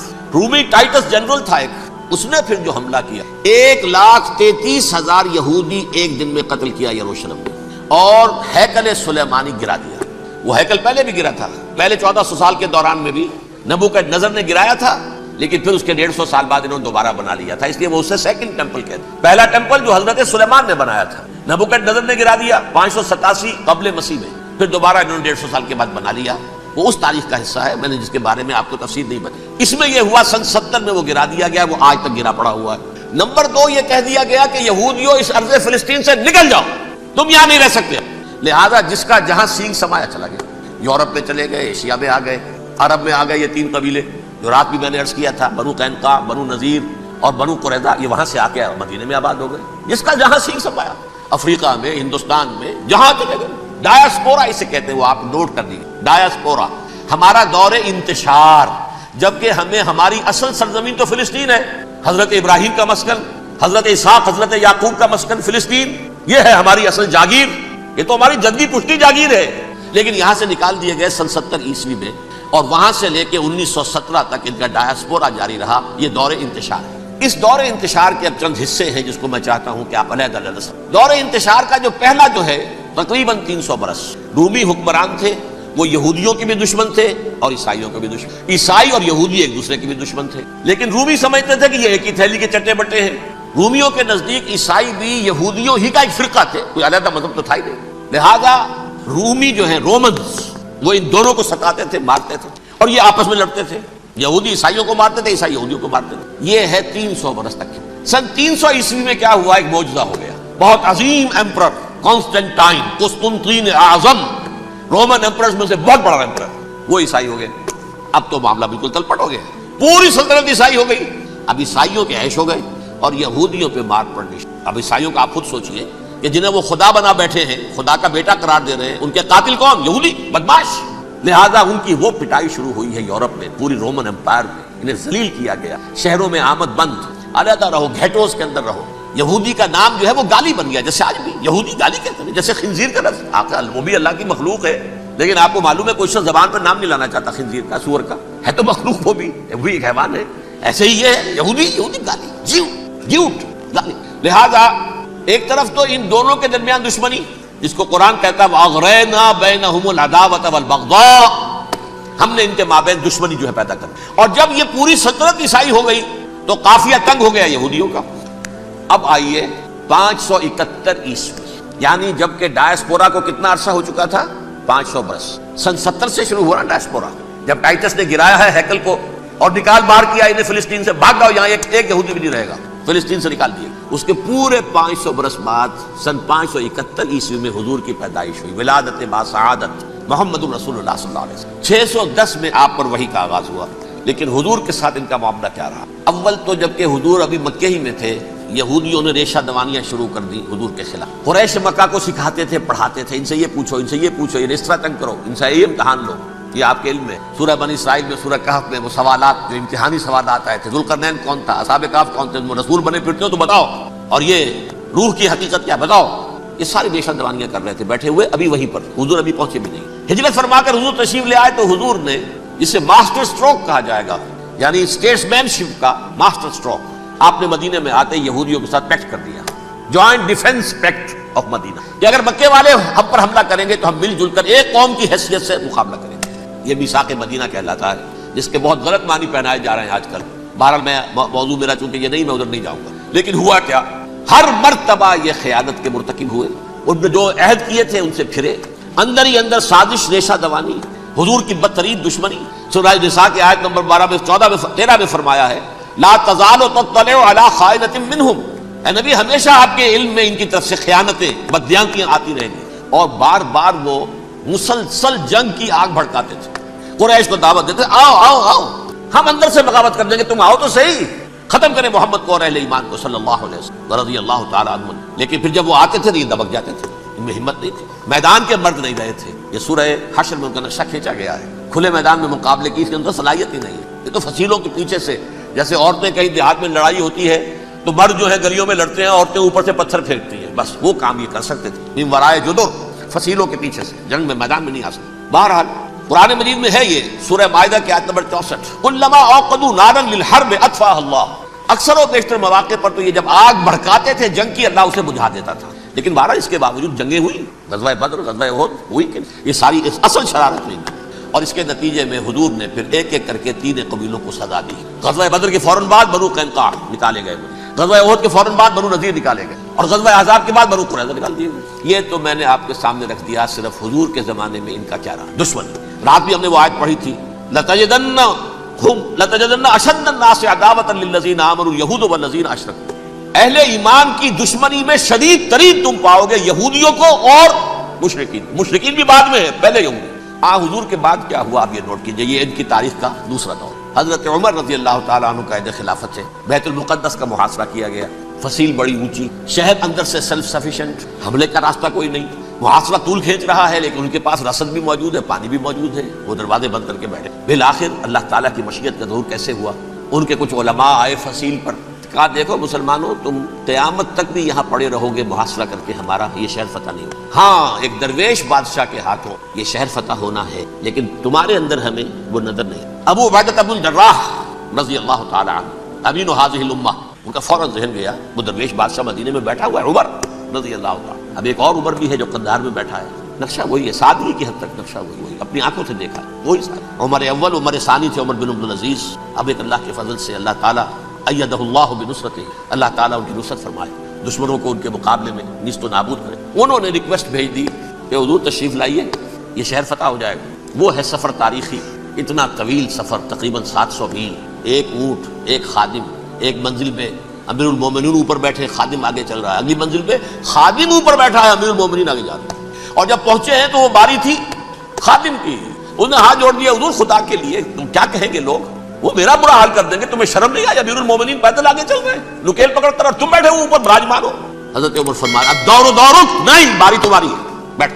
اس حال میں پہنچے ہیں، اور پھر یہ کہ ابو عبیدہ بن الجراح آئے ہیں، استقبال کیا ہے تو دیکھا ہے اس حال میں چلے آ رہے ہیں، عمر نکیل پکڑے ہوئے چلے آ رہے ہیں، اور کہتے ہیں کہ کہیں کیچڑ ویچڑ تھا، جوتے خراب ہو گئے تھے، وہ بھی اتار کے ہاتھ میں پکڑے ہوئے، کپڑے تو تھے ہی پھٹے ہوئے۔ انہوں نے کہا کہ حضرت ابو عبیدہ نے، دیکھیے یہ بڑا متمدن ملک ہے، بڑا مہذب علاقہ ہے، یہ آپ ذرا حلیہ اپنا دوست فرما لیں تب جا کے پیش ہم آپ کو کریں گے۔ آپ نے فرمایا نحن قوم اعزنا اللہ بالاسلام، ہم وہ قوم ہیں جنہیں اللہ نے عزت دی ہے اسلام کے ذریعے سے، کپڑوں کے ذریعے سے نہیں، دولت کے ذریعے سے۔ اسی حال میں گئے ہیں، اوپر سے انہوں نے کھڑے ہو کر نشانیاں دیکھی ہیں، اپنی کتابیں کھولی، ہاں یہ وہی ہے، اچھا لو جی سرنڈر، شہر تمہارے ہاتھ میں۔ خون کا ایک قطرہ نہیں بہا اور بیت المقدس فتح ہو۔ لیکن اس وقت حضرت عمر نے ایک نرمی یہ کی کہ یہودیوں کے لیے بھی اسے اوپن سٹی قرار دے دیا۔ یہ احسان عظیم حضرت عمر کا، اس سے پہلے یہودی آ ہی نہیں سکتا تھا، داخل ہی نہیں ہو سکتا تھا، وہاں وہ آ کر وزٹ نہیں کر سکتا تھا، زیارت نہیں کر سکتا تھا اپنے مقدس مقامات کی۔ حضرت عمر نے یوں سمجھیے کہ تقریباً 550 برس کے بعد ان کے لیے راستہ کھولا ہے کہ ہاں تم آ سکتے ہو، زیارت کر سکتے ہو۔ لیکن یہ عیسائیوں نے لکھوایا معاہدے کے اندر، انہیں یہاں آپ آباد ہونے کی اجازت نہیں دیں گے، لیکن کم وزٹ دی پلیسز، دیکھیں زیارتیں کریں اور جائیں۔ یہ معاہدہ حضرت عمر کا ہے رضی اللہ تعالیٰ عنہ، جو پھر خلافت راشدہ کے بعد بنو امیہ نے بھی اس کو آنر کیا، بنو عباس نے کیا، پھر جو ہمارے یہ ترکوں میں اندر خلافت آئی تو ترک خلفاء نے بھی اس معاہدے کی پوری پابندی۔ فلسطین میں آ سکتے ہیں یہودی صرف زائرین کی حیثیت سے، وہاں آباد نہیں ہو۔ اب آئیے اگلا دور آیا حضرت عثمان کا دور خلافت۔ یہ ہے وہ وقت کہ اب یہود نے امت مسلمہ کی پیٹھ میں چھرا کیا۔ وہ کیسے؟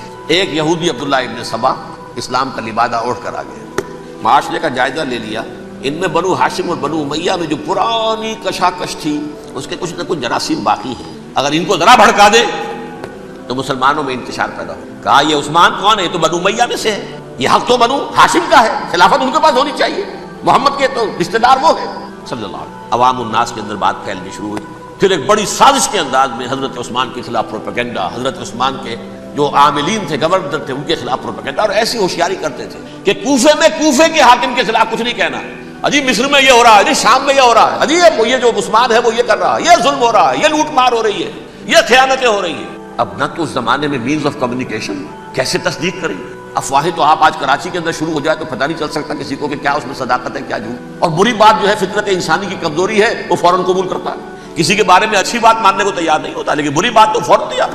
بہرحال یہ فتنہ انہوں نے اٹھایا، حضرت علی کی الوہیت کا فتنہ اٹھایا، حضرت عثمان کے خلاف الفتنۃ الکبریٰ برپا کیا، حضرت عثمان شہید ہوئے۔ اس کے بعد 5 برس تک مسلمان ایک دوسرے کی گردنیں کاٹتے رہے، باہمی خانہ جنگی، امت کو وہ زخم لگایا ہے جو آج تک جس سے خون رس رہا ہے۔ یہ شیعان عثمان اور شیعان علی تھے جو بعد میں پھر سنی اور شیعہ ہو، اور آج تک فتنہ کس نے جگایا؟ ایک عبداللہ ابن سبا یہودی اور اس کے کارندے، شیطان کا ایجنٹ، اور انسانوں میں سے بھی اس کے جو بھی حواریین تھے اور شیطانوں کے اندر سے بھی تھے، انہوں نے بھی اس آگ کو بھڑکایا۔ یہ آپ سوچ لیجئے کہ یہ کس نے وہ زخم لگایا؟ یہودی۔ اگلا دور آیا، خلافت راشدہ ختم ہوئی، بنو امیہ کا بھی دور کافی گزر گیا، طارق ابن زیاد 712 عیسوی میں حملہ کرتے ہیں اسپین اس وقت عیسائیت کا بہت بڑا گڑھ، بڑے کٹر ترین عیسائی جو ہے وہ اسپین میں تھے، لہذا یہودیوں کی وہاں بہت پٹائی ہوتی تھی، میں بتا چکا ہوں، دشمنی تھی ان کی، چلی آ رہی تھی عیسائیوں کے ہاتھوں یہودیوں کی، وہ تو سن 300 عیسوی سے ایمپرر کانسٹنٹائن کے بعد سے شروع ہو گئی۔ اس حوالے سے یہودیوں نے اس وقت چالاکی یہ برتی، کچھ راستے واسطے بتائے، کچھ مدد کی طارق ابن زیاد کی۔ طارق ابن زیاد نے انہیں اپنا محسن سمجھا، ہسپانیہ فتح ہو گیا تو یہودی چونکہ محسنین کی فہرست میں آ چکے تھے، انہیں بہت اقتدار نصیب، بڑی سپورٹ مسلمانوں نے دی۔ ان کے بڑے بڑے علماء جو اسی دور کے اندر پیدا ہوئے، بڑے بڑے تھنکرز ان کے اسی دور میں پیدا ہوئے۔ بن گوریون جو کہ ایک وزیر اعظم تھا اسرائیل کا، اس نے یہ لکھا ہے اپنی کتاب میں، Muslim Spain was the golden era of our diaspora, وہ ڈائسپورا جو 70 عیسوی سے شروع ہوا تھا اور 1917 عیسوی تک جاری رہا ہے، اس میں سے گولڈن ایرا ہمارا جو تھا وہ مسلم اسپین تھا، ہسپانیہ میں بیٹھ کر ہم عیش کیا۔ لیکن وہاں سے انہوں نے اور جو کچھ کیا، یہ تو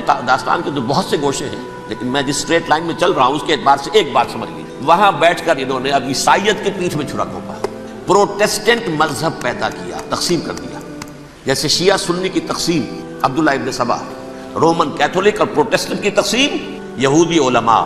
ہوتا کیا تھا، ہسپانیہ کی یونیورسٹیاں ہیں، کارڈووا میں ہے، ٹولیڈو میں ہے، گریناڈا میں ہے، غرناطہ، قرطبہ، تولیتلا، اور وہاں آتے تھے لوگ، فرانس سے چلے آ رہے ہیں نوجوان پڑھنے کے لیے، جرمنی سے چلے آ رہے ہیں، اٹلی سے چلے آ رہے ہیں، تین ہی ملک قریب ترین پڑھتے ہیں سینٹرل جو یورپ کے ہیں۔ یہاں پر جو ہے وہ اسلام جو نور پھیلا رہا تھا اس سے بھی مستفیض ہوئے، جہالت کے جو ہے پردے ان کے وہ چھٹے، اس کے ساتھ ہی وہ یہودی وہاں ان کے اندر جو جراثیم داخل کر رہے تھے وہ اس عیسائیت کے خلاف بغاوت تھی، جو اس وقت دنیا میں عیسائیت اس وقت تھی، پوپ کا راج تھا دنیا میں اس وقت، یورپ میں جو عیسائیت تھی اس میں ایک طرف بادشاہ تھے، لیکن بادشاہوں کی حیثیت وہاں پر یوں سمجھ لیجئے کٹ پتلیوں کی تھی، اصل قوت پوپ کے ہاتھ میں تھی۔ اور پوپ کو انہوں نے جیسے قرآن نے کہا اتخذوا احبارهم ورهبانهم اربابا من دون اللہ، کیونکہ سینٹ پال نے شریعت موسوی ساقط کر دی تھی تو اب شریعت تھی ہی نہیں، پوپ کو اختیار تھا جس چیز کو چاہے حلال قرار دے دے، جس چیز کو چاہے حرام قرار دے دے۔ اتخذوا احبارهم ورهبانهم اربابا من دون اللہ، انہوں نے کہا صاحب یہ پوپ کس بلا کا نام ہے، یہ بھی انسان ہے، بات تو ٹھیک تھی نا، اصل حیثیت تو کتاب کی ہونی چاہیے، ڈیوائن بک، دی ریویلڈ اسکرپچر، لہذا یہ کتاب ہر شخص پڑھ سکتا ہے، کوئی پوپ کے باپ کو جو ہے کوئی اس کے لیے پروپرائٹری رائٹس تو نہیں ہے کہ صرف پوپ پڑھ سکتا ہے یا پادری پڑھ سکتے ہیں، ہم بھی پڑھ سکتے ہیں، ہم بھی سمجھ سکتے ہیں۔ یہ باتیں تھی کہ جن کو بڑھا چڑھا کر بیان کر کے اور پوپ کا اقتدار ختم کرا دیا اور توجہ مرکوز کر دی بائبل کی طرف۔ اب بائبل میں بڑا حصہ تو اولڈ ٹیسٹامنٹ کا ہے، نتیجہ کیا ہوا، یہود کی عظمت پروٹیسٹنٹس کے نزدیک مسلم ہو گئی۔ اصل قوم تو یہ ہے، وہ دشمنی بدلی کہ نہیں بدلی، موسیٰ کے امتی یہ ہے، تورات موسیٰ کو دی گئی، ابراہیم کی نسل یہ ہے، لہذا وہ جو دشمنی تھی، جو عداوت تھی کہ ہمارے خدا کو سوری چڑھانے والے ہیں یہ بدماش، اس کا ازالہ ہوا اس پروٹیسٹنٹ مذہب کے نتیجے میں۔ یہ میں اب آپ کو بتاتا ہوں کہ ایک نتیجہ وہ نکلا ہے جسے برٹرنڈ رسل نے بیان کیا، اس کی کتاب ہے ان پریز آف آئیڈلنس، صفحہ 108، وہ لکھتا ہے the Christians retaining the Judaic belief in special revelation added to it the Roman desire for worldwide domination and the Greek taste for metaphysical subtleties. The combination produced the most fiercely persecuting religion that the world has yet known. یہ تین چیزیں آ کر عیسائیت میں مل گئی، ایک تو جب یہ اولڈ ٹیسٹمنٹ جو ہے وہ ان کے ہاتھ میں آ گئی، اور اس کے میں کچھ آپ کو بتا دیتا ہوں کہ اولڈ ٹیسٹمنٹ کی تعلیمات، کیونکہ یہ اولڈ ٹیسٹمنٹ جو ہے یہ محرف تھی، اصل تورات تو گم ہو گئی تھی 587 قبل مسیح میں، جب پہلی مرتبہ ہیکل جو ہے تباہ ہوا ہے اس وقت ختم ہو گئی تھی، اس کے کوئی 150 سال کے بعد انہوں نے یادداشتوں سے مرتب کر کے لکھی ہے، اب اس میں ان کے اپنے خیالات، اپنے امانی، اپنی توجیحات وہ شامل ہو گئی، لہذا میں آپ کو حوالے دیتا ہوں اس کتاب کے اندر مظالم کی جو تعلیم دی گئی ہے، اہل کتاب نے اپنے مظالم قتل عام کے جواز کے لیے تورات میں تبدیلیاں کی اور پیغمبروں پر دہشت ناکی اور بدترین حرام کاری کے الزامات لگائے۔ سنیے، پہلا حوالہ ہے یہ گنتی باب 31 آیات 17-18، اس لیے ان بچوں میں جتنے لڑکے ہیں سب کو مار ڈالو، اور جتنی عورتیں مرد کا منہ دیکھ چکی ہیں ان کو بھی قتل کر ڈالو، لیکن ان لڑکیوں کو جو مرد سے واقف نہیں اور اچھوتی ہیں اپنے لیے زندہ رکھو۔ یہ کسی اللہ کی کتاب کا یہ جملہ ہو سکتا ہے، کسی ریویل بک کا؟ اور سنیے، یہ ہے استثناء ڈیٹرونومی باب 20 آیت 16-18، پر ان قوموں کے شہروں میں جن کو خداوند تیرا خدا میراث کے طور پر تجھ کو دیتا ہے، کسی ذی نفس کو جیتا نہ بچا رکھنا، جیسا خداوند تیرے خدا نے تجھ کو حکم دیا بالکل نیست کر دینا، مرد، عورتیں، بچے، بوڑھے سب ختم۔ یہ کتاب مقدس ہے۔ اور سنیے، سموئیل باب 27 آیت نمبر 9، اور داؤد نے اس سرزمین کو تباہ کر ڈالا اور عورت مرد کسی کو جیتا نہ چھوڑا۔ نمبر 4، ان سب آباد شہروں کو ماں، عورتوں اور بچوں کے بالکل نابود کر ڈالا. کتاب استثناء باب 3 آیت 6. یہ ہے جو کہہ رہا ہے برٹرینڈ رسل. کرسچینٹی میں آ کر یہ 3 چیزیں شامل ہو گئی. ایک تو یہ باربیرین، یہ تعلیم جو ہے، اور یہ مذہب کے نام پہ تعلیم، یہ کتاب مقدس کی تعلیم. نمبر 2، رومنز کے اندر جو ایک تمنا تھی ورلڈ ڈومینیشن کی، وہ عیسائیت کے اندر آ گئی. اس لیے کہ پوری رومن امپائر جو ہے عیسائی ہو گئی، تو اسے وراثت کے اندر ورلڈ ڈومینیشن کی جو ایک تمنا تھی وہ مل گئی. اور پھر یہ کہ انہوں نے جو توہمات تھے یونانیوں کے، ان کو بھی اپنے ہاں مختلف شکلوں کے اندر جمع کر لیا. ان 3 چیزوں کا the combination produced the most fiercely persecuting religion that the world has yet known. اس کے نتیجے میں دنیا میں تاریخ انسانیت کے اندر جو بدترین خونخوار ترین مذہب ہو سکتا ہے وہ شکل عیسائیت نے اختیار کی. اور اس کا مظہر عتم کیا تھا نوٹ کی؟ صلیبی جنگیں. ایک بار ٹائم ٹیبل کے اعتبار سے نوٹ کر لیجئے گا. فرسٹ ملینیم ختم ہوا، سیکنڈ شروع ہوا. ان کے 1000 سال ختم ہوئے تو 11ویں صدی میں سیکنڈ ملینیم شروع ہوا، تو پہلی صلیبی جنگیں ہوئی. لاکھوں مسلمان قتل کیے. صرف یروشلم کے اندر اتنا خون بہایا ہے کہ خود ان کے ہسٹورینز لکھتے ہیں کہ جب ان صلیبیوں نے جب گھوڑوں کے ساتھ وہ چل رہے تھے گلیوں میں، تو ان کے گھوڑوں کے گھٹنوں تک خون کی ندی بہ رہی تھی. جہاں سے گزرے ختم کرتے چلے گئے، آبادیاں کی آبادیاں ختم. اگرچہ اس کروسیڈ میں گیہوں کے ساتھ گھن بھی پسے، یہودی بھی بہت مارے گئے. یہ فرانس سے، جرمنی سے جب یہ کروسیڈرز آ رہے تھے 3000 میل کا سفر طے کر کے آئے تھے. سوچئے تو اربن ثانی پوپ جو تھا، آگ لگا دی تھی اس نے پورے یورپ کے اندر. شرم سے ڈوب مرو، تمہارے مقدس علاقے مسلمانوں کے ہاتھ میں. انفیڈلز، یہ کافر، یہ مرتد، یہ ملحد. مسیح جہاں پیدا ہوا، مسیح کو جہاں سولی دی گئی، وہ کہاں ہے؟ ان کے ہاتھ میں. وہ آگ لگائی ہے، 3000 میل کا فاصلہ طے کر کے یہ 9 قومیں آئی ہیں، اور جو تباہی بچائی ہے. تاریخ انسانی میں ایسی بربریت کی کوئی مثال. اور یہ ان کے اپنے ہسٹورینز لکھتے ہیں شرم کے بارے میں. ایسے محسوس ہوتا ہے جیسے ان کی گردنیں جھکی جا رہی ہوں لکھتے ہیں. آپ آگے چلیں. یہ جو بغاوت ہوئی پوپ کے خلاف، اس میں نوٹ کیجئے تاریخی اعتبار سے سب سے پہلے بغاوت کرنے والا ملک انگلستان تھا. اس نے اپنا چرچ علیحدہ بنایا، چرچ آف انگلینڈ. تو پوپ سے رشتہ منقطع. The first Protestant kingdom in Europe was England. اسی سے رشتہ جوڑی ویسٹ، وائٹ اینگلو سیکسن پروٹیسٹنٹس. ان میں اولیت کا شرف کسے حاصل ہے؟ برطانیہ شریف کو. یہاں پر انہوں نے اب ایک بہت بڑا جو کارنامہ کیا، پوپ کی گرفت کم ہوئی یورپ پر سے، پروٹیسٹنٹ مذہب کا فروغ ہوا، تو انہوں نے سود کی اجازت حاصل کر لی. جب تک پوپ کی حکومت تھی سود حرام تھا. نو ٹرانزیکشن، نہ انٹرسٹ، نہ یوزلی، کچھ بھی نہیں. پروٹیسٹنٹس کے ذریعے سے سود کی اجازت حاصل کر. اس کے بعد بڑے بڑے بینک بنا کر بیٹھ گئے. House of Rothschilds, house of goldsmiths. یہ عمران خان صاحب کے جو خطر جو تھے گولڈ سمتھ، یہ بینکرز، بڑی بڑی فیملی. ان لوگوں نے کیا کیا؟ اب ریشہ دوانیاں. یورپ میں مختلف ملکوں کے درمیان جنگیں کروائیں سازشوں کے ذریعے سے. وہی کلما اوقدوا نارا للحرب، جنگ کے لیے آگ بھڑکا دینا جو ان کا پرانا مشغلہ تھا. جنگیں کرواتے تھے. پھر فرانس کے بادشاہ کو بھی قرض چاہیے اسلحہ کے لیے، انگلستان کے بادشاہ کو بھی قرض چاہیے.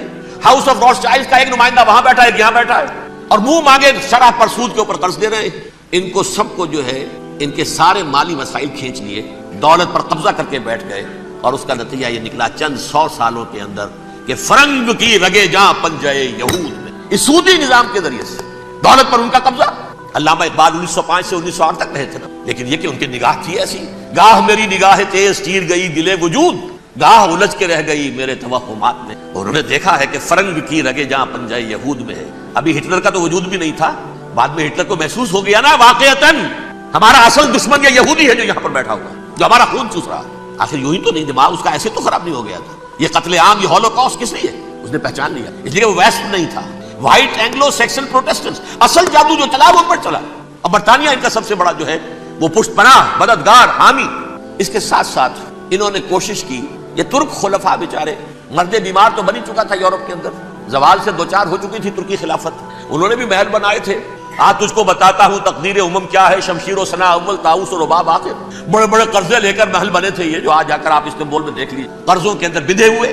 لیکن یہ کہ کم سے کم یہ ضرور کیا کہ بڑی سے بڑی رشوت انہیں یہودیوں نے پیش کی کہ کسی طرح ہمیں فلسطین میں آباد ہونے کی اجازت دے. لیکن this goes to their credit, انہوں نے کہا نہیں، یہ معاہدہ جو عمر نے کیا تھا رضی اللہ تعالی عنہ، اس کو میں نہیں بتا. تم جاؤ، جا کے زیارت کرو، آ جاؤ، تم وہاں آباد نہیں ہو سکتے کیونکہ ترکی کے زیر زندگی تھا نا علاقہ. سلطنت عثمانیہ میں شامل تھا پورا ویسٹ ایشیا، پورا ایسٹ یورپ، پورا شمالی افریقہ، 3 بر اعظموں پر پھیلی ہوئی تھی سلطنت عثمانیہ. خلافت 400 برس تک خلافت ان کے ہاں رہی ہے. انہوں نے نہیں مانا. نتیجہ کیا نکلا؟ انہوں نے اس خلافت کے نظام کو ختم کرنے کی یہ سازش، اس سازش کا نتیجہ تھا، اس کو دیکھ کر بھانپ کر ہندوستان میں تحریک خلافت چلی ہے. بولی اماں محمد علی کی جان بیٹا خلافت بنے، ساتھوں تیرے شوکت علی بھی جان بیٹا خلافت بنے. تو تحریک چلی، ابھی ختم نہیں ہوئی تھی خلافت، لیکن نظر آ گیا تھا. بڑا پیارا واقعہ ایک صاحب نے سنایا ہے.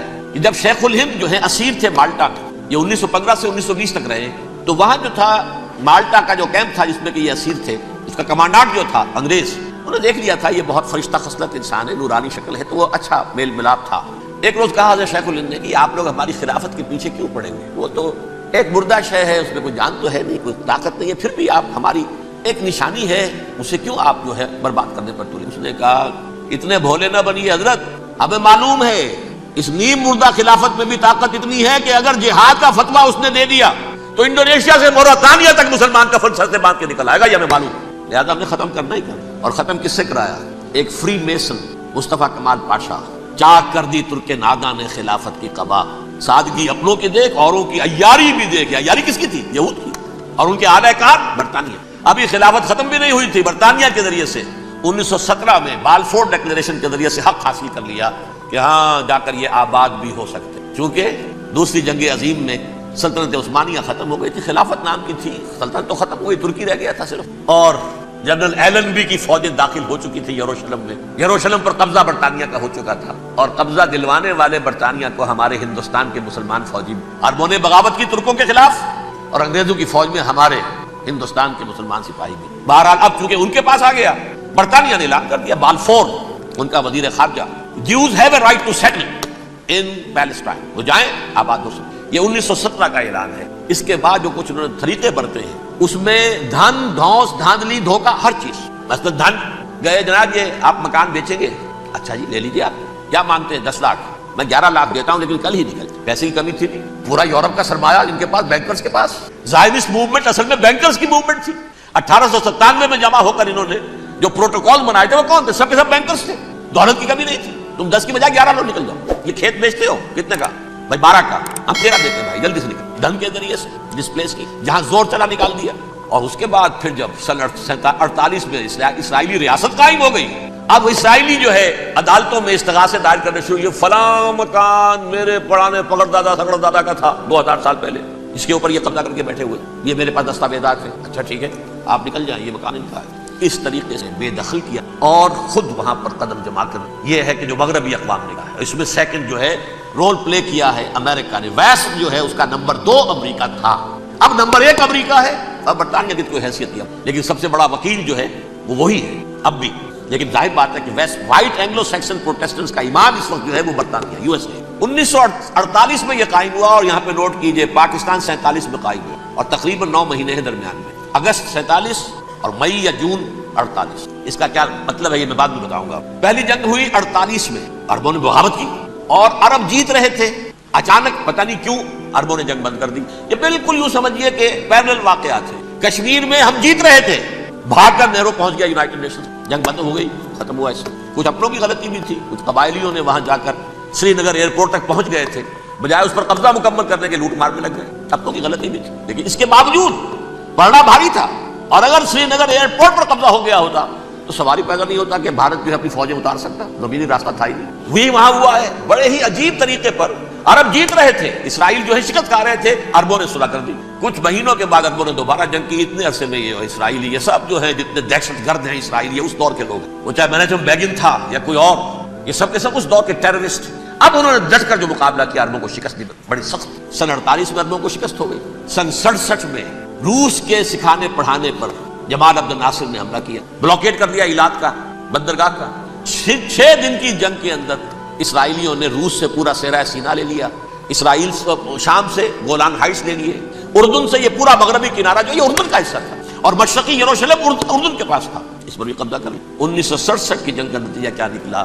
یروشلم پورا کا پورا یہودیوں کے قبضے چلا گیا، جو 1948 میں آدھا کر دیا گیا تھا۔ ویسٹرن یروشلم یہ یہودیوں کے پاس، ایسٹرن یروشلم مسلمانوں کے پاس، اور مشرقی یروشلم ہی میں مسجد اقصی ہے اور قبۃ الصخرہ ہے، وہ مسلمانوں کی تحویل میں، اردن کا قبضہ مسلمانوں کی تحویل۔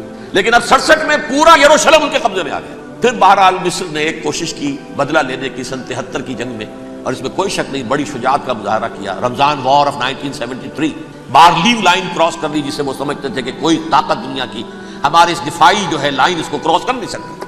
لیکن پھر جب امریکہ اپنی پوری طاقت لے کر میدان میں آ گیا ہے تو ظاہر بات ہے کہ مصر کی حیثیت امریکہ کے مقابلے میں. یہ ہے میں نے جو مختصر سی تاریخ آپ کے سامنے رکھی. اب جو اصل مسئلہ ہے سمجھیے سین کیا ہے، منظر کیا. یہ پہلو وہ ہیں بہت سے کہ جو شاید بہت سے حضرات کے نگاہوں میں نہ ہو، باقی تو یہ تاریخ کے واقعات ہیں اکثر لوگوں کے علم میں. یہودیوں میں بھی ایک بڑی شدید اندرونی کشاکش ہے، جیسا مسلمانوں میں. کچھ مسلمان وہ ہیں جو نماز روزے کی پابندی کرتے ہیں، ان سے انہیں تعلق. کچھ وہ ہیں جو نہ نماز نہ روزہ نہ کچھ، نام تو ان کے ہیں، محمد حسین ہے، غلام علی ہے تو صحیح. سیکولر ذہن ہے، مادی پرستی ہے کہ نہیں؟ ایسا ہی ان کا اصل یہودی جو ہے، عملی یہودی، اس کی شکل آپ نے اگر کبھی دیکھی ہو، اس کے سر کے اوپر اونچا ہیٹ ہوتا ہے کالا، ان کی زلفیں لمبی لمبی ہوتی ہیں. خاص طور پر یہ جو ہے گنپٹی کے بال، یہ قلمے جو ہیں یہ تو لا کے چھلے بنا کر بڑا خوبصورت سا جو ہے وہ ہار بناتے ہیں. لمبا کالا کوٹ پہنا ہو، لمبی داڑھی ہوتی. یہی وجہ ہے کہ مسلمانوں میں بھی مصر میں جس کی لمبی داڑھی ہوتی تھی، اب کچھ حالات بدل گئے، وہ سمجھتے تھے یہ یہودی ہے. یعنی لمبی داڑھی یہودی رکھتا تھا، مسلمان نہیں. مسلمان تو عرب صرف ٹوکن داڑھی رکھتے ہیں یا شیو کرتے ہیں، یا سعودیوں کی طرح صرف کوئی نشان چھوڑتے ہیں. اللہ اللہ خیر. لمبی داڑھی شعار جو ہے یہودیوں. ایک انتہا پر تو یہ ہے، دوسری انتہا پر وہ جنہیں کسی شے سے غرض نہیں، شراب بھی پیتے ہیں، سب کچھ ہے، سور بھی کھاتے ہیں یہودی. بینکرز ہیں، بڑے بڑے سائنسدان ہیں، سب کچھ ہیں. وہ زیادہ تر جو ہیں سیکولر تھے. کچھ بیچ بیچ میں بھی ہے، جیسے یہ ایریل شیرون ہے، ویسے شیوڈ ہے، داڑھی تو نہیں ہے اس کے، لیکن سر پہ وہ ضرور وہ جو ہے اس کی جو ٹوپی سی آپ کو رکھی نظر آ جائے. یہ ہے درمیانی یہودی ہونے کا نشان کہ ایک شعار انہوں نے اپنا جو ہے برقرار رکھا ہوا. وہ ایک ٹوپی چپکی ہوئی سی ہوتی ہے، وہ ٹوپی کیا ہوتی ہے پتہ نہیں، کیسے ٹکی رہتی مجھے نہیں معلوم. یہ جو کشمکش ہے اس میں، جو زیادہ رائٹسٹ اور لیفٹسٹ کی کہہ لیجیے، سیکولر اور مذہبی لوگوں کی کشمکش ہے، ان کے درمیان ایک کشاکش جو ہے اس کو سمجھ لیجیے کہ وہ ایک چیز تو ان دونوں کے درمیان قدر مشترک ہے. پوری دنیا کی مالیات پر ہم تسلط کریں گے، قبضہ کریں گے، ڈومینیٹ کریں گے. لوگوں کو ہم بنا کر رکھ دیں گے حیوان. ملٹی نیشنل کمپنیاں ہوں گی، انہی کا راج ہوگا، انہی کی حکومتیں ہوں گی، انڈسٹری انہی کے ہاتھ میں ہوگی. لوگ یا مزدوروں کی حیثیت سے کام کریں گے، یا تھوڑے سے مینیجرز ان میں سے بھی ہم لے کر کچھ تنخواہیں ان کو بھی دے دیں گے. باقی سود کے ذریعے سے ملائی ہم کھینچتے رہیں گے، مکھن ہمارے پاس آتا رہے گا. ورلڈ ڈومینیشن، اکنامک ڈومینیشن، یہ تو دونوں کے نزدیک متفق ہے. سیکولر بھی چاہتے ہیں اور جو مذہبی یہودی وہ بھی چاہتے ہیں. اس کے بعد ایک اختلاف ہے. مذہبی یہودی یہ کہتا ہے ہمیں گریٹر اسرائیل بنانا ہے، اور گریٹر اسرائیل وہ سارے علاقے ہیں جو ان کی تاریخ میں اسرائیل سلطنت کا حصہ رہے ہیں. حضرت یوسف کے زمانے میں یہودی جا کر آباد ہوئے مصر میں. جو ڈیلٹا کا علاقہ ہے، زرخیز ترین علاقہ ہے، جوشن کا علاقہ، وہ کہتے ہیں وہ ہمارا ہے. کئی سو برس ہمارے ہیں. سرائے سینا ہمارا ہے، اس میں کوہ طور ہے جس پہ حضرت موسیٰ کا ہم کلام ہوئے، اللہ سے تورات ملی. اس میں 40 برس تک ہم بھٹکتے پھرے ہیں. صحرائے تی ہے، یہ یتیہون فی الارض 40 سنہ. پھر فلسطین تو خیر ہماری جدی پشتی جائیداد ہے، جاگیر ہے. پھر یہ عرب جو ہے یہ بھی مدینہ تک ہمارا ہے، مدینہ سمیت. ہمارے قبیلے وہاں تھے جہاں سے نکالا مسلمانوں نے. پورا عراق ہمارا ہے، پورا شام ہمارا ہے. اور ترکی کا بھی ایک علاقہ ہے ابتدائی مشرقی جنوبی، وہ بھی ہمارا ہے. یہ ہے گریٹر اسرائیل، یہ ہم نے بنانا ہے. جبکہ جو سیکولر ذہن کے لوگ کہتے ہیں کیا کرو گے اس کو بنا کے، اس میں جو عرب ہیں وہ تم سے لڑتے رہیں گے، تم انہیں مارو گے وہ تمہیں ماریں گے. اگر تم 10 مارو گے تو ایک تو وہ بھی ماریں گے نا تمہارا. ٹھیک ہے، فائدہ کیا ہے؟ اس کے بجائے ہم یہ کرتے ہیں کہ عرب اور اسرائیل مل کر، کزنز ہیں نا آپس میں، آپ کو معلوم ہے، مل کر انٹر نے یہ الفاظ کہے تھے جب اسحاق ریبن سے معانقہ کرایا تھا شاہ حسین مرحوم کا، تو کیا کہا؟ You are cousins. حضرت ابراہیم کے 2 بیٹوں سے نسل ہے نا، حضرت اسماعیل سے عرب ہے، حضور ہے، اور حضرت اسحاق سے اسرائیل ہے، کزنز ہے. You are cousins. تو ہم کزنز مل کر ایک اکنامک یونٹ بناتے ہیں. جیسے ایشیا پیسیفک ایک یونٹ بن گیا ہے، آسیان ایک یونٹ بن گیا ہے، وغیرہ وغیرہ. پورا یورپ ایک یونٹ بن گیا ہے، ایک کرنسی بن گئی ہے. ہم اس پورے علاقے کو ایک اکنامک یونٹ بناتے ہیں. پیسہ اربوں کا ہوگا، ان کے پاس بہت دولت ہے. تیل ان کا ہوگا، بہت تیل ہے ان کے پاس. مزدور ان کے ہوں گے، بڑی تعداد ہے ان کی. مینجمنٹ ہماری ہوگی، ٹیکنیکل نو ہاؤ ہمارا ہوگا، سائنسدان ہم ہوں گے. ملائی ہم کھاتے رہیں گے، چھاچھ ان کو دیتے رہیں. تو ہمیں عام کھانے ہیں، پیڑ گننے کی کیا ضرورت ہے؟ خام خواہ ان کی دشمنی بول لیں، زیادہ دشمنی بڑھائیں. یہ چھوٹے سے اسرائیل کو تسلیم نہیں کرتے، ہم گریٹر اسرائیل کو کیسے تسلیم کر لیں گے؟ یہ لہذا اس خیال کو دل سے نکالیں. یہ اختلاف ہو گیا نمبر 1، بہت بڑا اختلاف. لیکن نمبر 2، اس اختلاف میں اتفاق یہ پیدا کیا گیا، یہاں ایک بات ہم آپ کی مانتے ہیں، ہم کسی بھی پیس پروسیس میں یروشلم نہیں دیں گے ان کو عربوں. یہ انڈیوائیڈڈ دارالخلافہ رہے گا اسرائیل. اور نمبر 2، مسجد اقصیٰ اور قبۃ الصخرہ کو گرا کر 3rd ٹیمپل بنائیں گے. یہ مذہبی یہودیوں کو اتنی رشوت اگر وہ نہ دیں تو وہ ان کے ساتھ کام کرنے کو تیار ہی نہیں ہے. یہ پورا پس منظر سمجھ لیجئے. اصل میں بٹوین دی لائنز سمجھے بغیر یہ خبریں جو آپ پڑھتے ہیں. ادھر امریکہ کا معاملہ کیا ہے؟ ایک طرف وہ پشت پناہ ہے، حمایتی ہے، پروٹیکٹر ہے، محافظ ہے اسرائیل کا. اسرائیل امریکہ ہی کی آؤٹ پوسٹ سمجھ لیجئے، اسی کی ایک ریاست سمجھ لیجئے. لیکن اس کے ساتھ ہی وہ اپنے جو دنیاوی عالمی مصلحتیں ہیں، اتنی بڑی قوم عرب کی جو ہے اسے بھی دشمن تو نہیں بنانا چاہتا. ان میں بھی ماڈریٹس کو چاہتا ہے کہ رہے ماڈریٹس یہ جو ہماری جیب میں ہیں، حسنی مبارک ہو، شاہ فہد ہو، جو ہماری جیب میں ہے. ورنہ یہ کہ وہاں پر اگر زیادہ ریڈیکل لوگ آ گئے تو ہمارا ویسے ہی بیڑا غرق ہوگا. لہذا وہ جبر کرتے رہے ان پر کہ صلح کرو کوئی نہ کوئی. یہ صلح کے لیے دباؤ امریکہ کا ہے، اسرائیل نہیں چاہتا صلح، دباؤ ہے امریکہ کا. اب میں آپ کو یاد دلاتا ہوں، خلیج کی جنگ ختم ہوئی، بش یہ باپ اس کا جو اب ہے بش، اس کا بڑا بش جو سینئر، اس کی پاپولیرٹی ریشو جو ہے 89% تھی اس وقت امریکہ کے اندر. اس نے بڑی جنگ فتح کی تھی اور چند امریکی مرے صرف، لیکن اس نے ایک موقف اختیار کیا یہود کے خلاف. $10 بلین منظور ہو چکے تھے اسرائیل کو دیے جانے تھے نئے سیٹلمنٹس بنانے کے لیے اسرائیل میں. اس نے کہا یہ رقم میں ایشو نہیں کروں گا جب تک پیس پروسیس شروع نہیں کرتے. یہ دباؤ تھا جس کے آگے گھٹنے ٹیکنے پڑے $10 بلین کے لیے، لیکن اس کا بدلہ یہ چکایا کہ الیکشن میں ہرا دیا اسے. حالانکہ وہ ہیرو، فاتح، خلیج کی جنگ کا فاتح، 89% ریٹنگ، الیکشن میں 0. دباؤ تھا. اسی طرح بل کلنٹن کا دباؤ رہا، کسی طرح صلح کرو، کسی طرح صلح کرو، کسی طرح صلح کرو. اور اس معاملے میں میں یہ تسلیم کرتا ہوں، اس معاملے میں اس نے واقعتاً ایڑی چوٹی کا دور. اور یہ بھی تسلیم کرتا ہوں کہ اس کے دباؤ میں آ کر ایہود باراک جہاں تک چلا گیا تھا اب کوئی نہیں جا سکتا. وہ آفر نہیں مل سکتی اب دوبارہ فلسطین. یہ بھی میں بھول گیا آپ کو بتانا. یہ جب پروسیس شروع ہوا ہے جس کا نام تھا لینڈ فار پیس، اصول کیا دیا تھا امریکہ نے کہ دیکھو اسرائیلیوں، یہودیوں، تم نے سن 67 میں جو زمینیں ان سے چھینی تھی، جو علاقے یہ ان کو واپس کر دو اور ان سے صلح کر لو، یہ سب تمہیں ریکگنائز کر لیں، جنگ ختم ہو جائے گا. صحرائے سینا دے دو، مصر تم سے صلح کر لے گا. وہ ہو گیا، انور سادات نے صلح کر لی، ریکگنائز کر لیا، صحرائے سینا واپس آ گیا. عربوں نے اسے اپنی فولڈ سے نکال دیا، عرب لیگ سے نکال دیا. شام بھی تیار رہا ہے لیکن پورا گولان ہائٹ مانگتا ہے. وہ ابھی جو پچھلے دنوں بل کلنٹن کے آخری دور میں گفتگو ہوئی تھی، اس نے کہا جتنا تم نے ہم سے علاقہ چھینا تھا سارا واپس کرو تو ہم کر لیں گے.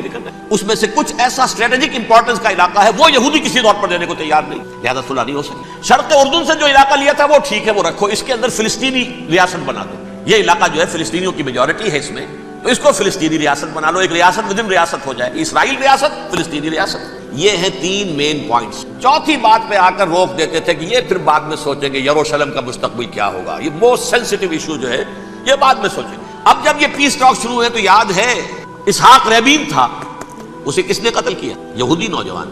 یہ تم کیسے دے رہا ہو زمینیں؟ ہمیں تو اور لینی ہے. تم نے صحرائے سینا واپس کر دیا، ہمیں تو جشن کا پورا علاقہ لینا، مصر کا سارا فرٹائل ایریا جو ہے وہ لینا ہے اس سے. تم گولان ہائٹس دے رہے ہمیں پورا شام لینا ہے، لہٰذا تم کیسے کر رہے ہو؟ لینڈ فار پیس، پیس اور نو پیس، نو لینڈ. نبی نے واپس نہیں، ہمیں تو اور لینی ہے. کس نے قتل کیا؟ یہودی نے، فلسطینی نے تو نہیں قتل کیا. ایہود باراک کی بات میں آپ کو بتا رہا ہوں، یہ یہاں تک چلا گیا کہ اسرائیلی ریاست بھی ہم فلسطینی ریاست بھی مان لیں، یروشلم بھی، مشرقی یروشلم دے دیں گے، تمہارا اقتدار ہوگا. البتہ یہ جو احاطہ ہے جس میں جنوب میں مسجد اقصیٰ ہے اور ذرا شمال کی طرف ہے قبۃ الصخرہ. قبۃ الصخرہ آپ جانتے ہیں، جب بھی ٹیلی ویژن پر یروشلم سے کوئی خبر آ رہی ہوتی ہے تو پیچھے وہ بڑا سا مینار، وہ گنبد نظر آتا ہے سنہرا. یہ وہ جگہ ہے چٹان، ٹیمپل ماؤنٹ. یہ پہاڑی تھی پہلے، جیسے کوہ صفا، کوہ مروہ اب کیا رہ گئی ہے، کبھی پہاڑیاں تھی. یہ کوہ صفا کے اوپر چڑھ کر حضور نے نعرہ لگایا تھا ما صباحا. اب کیا ہے وہ کوہ صفا بیچارہ، وہ تو ایک چھوٹی سی علامت ہے، کوئی پہاڑیاں سے دکھائی دیتی ہے، اس کے اوپر بھی گنبد ہے. اسی طرح ٹیمپل ماؤنٹ ہے وہ جہاں پر کہ ہیکل سلیمانی تھا، اور وہ گرا دیا تھا رومیوں نے، مسلمانوں نے تو نہیں گرایا.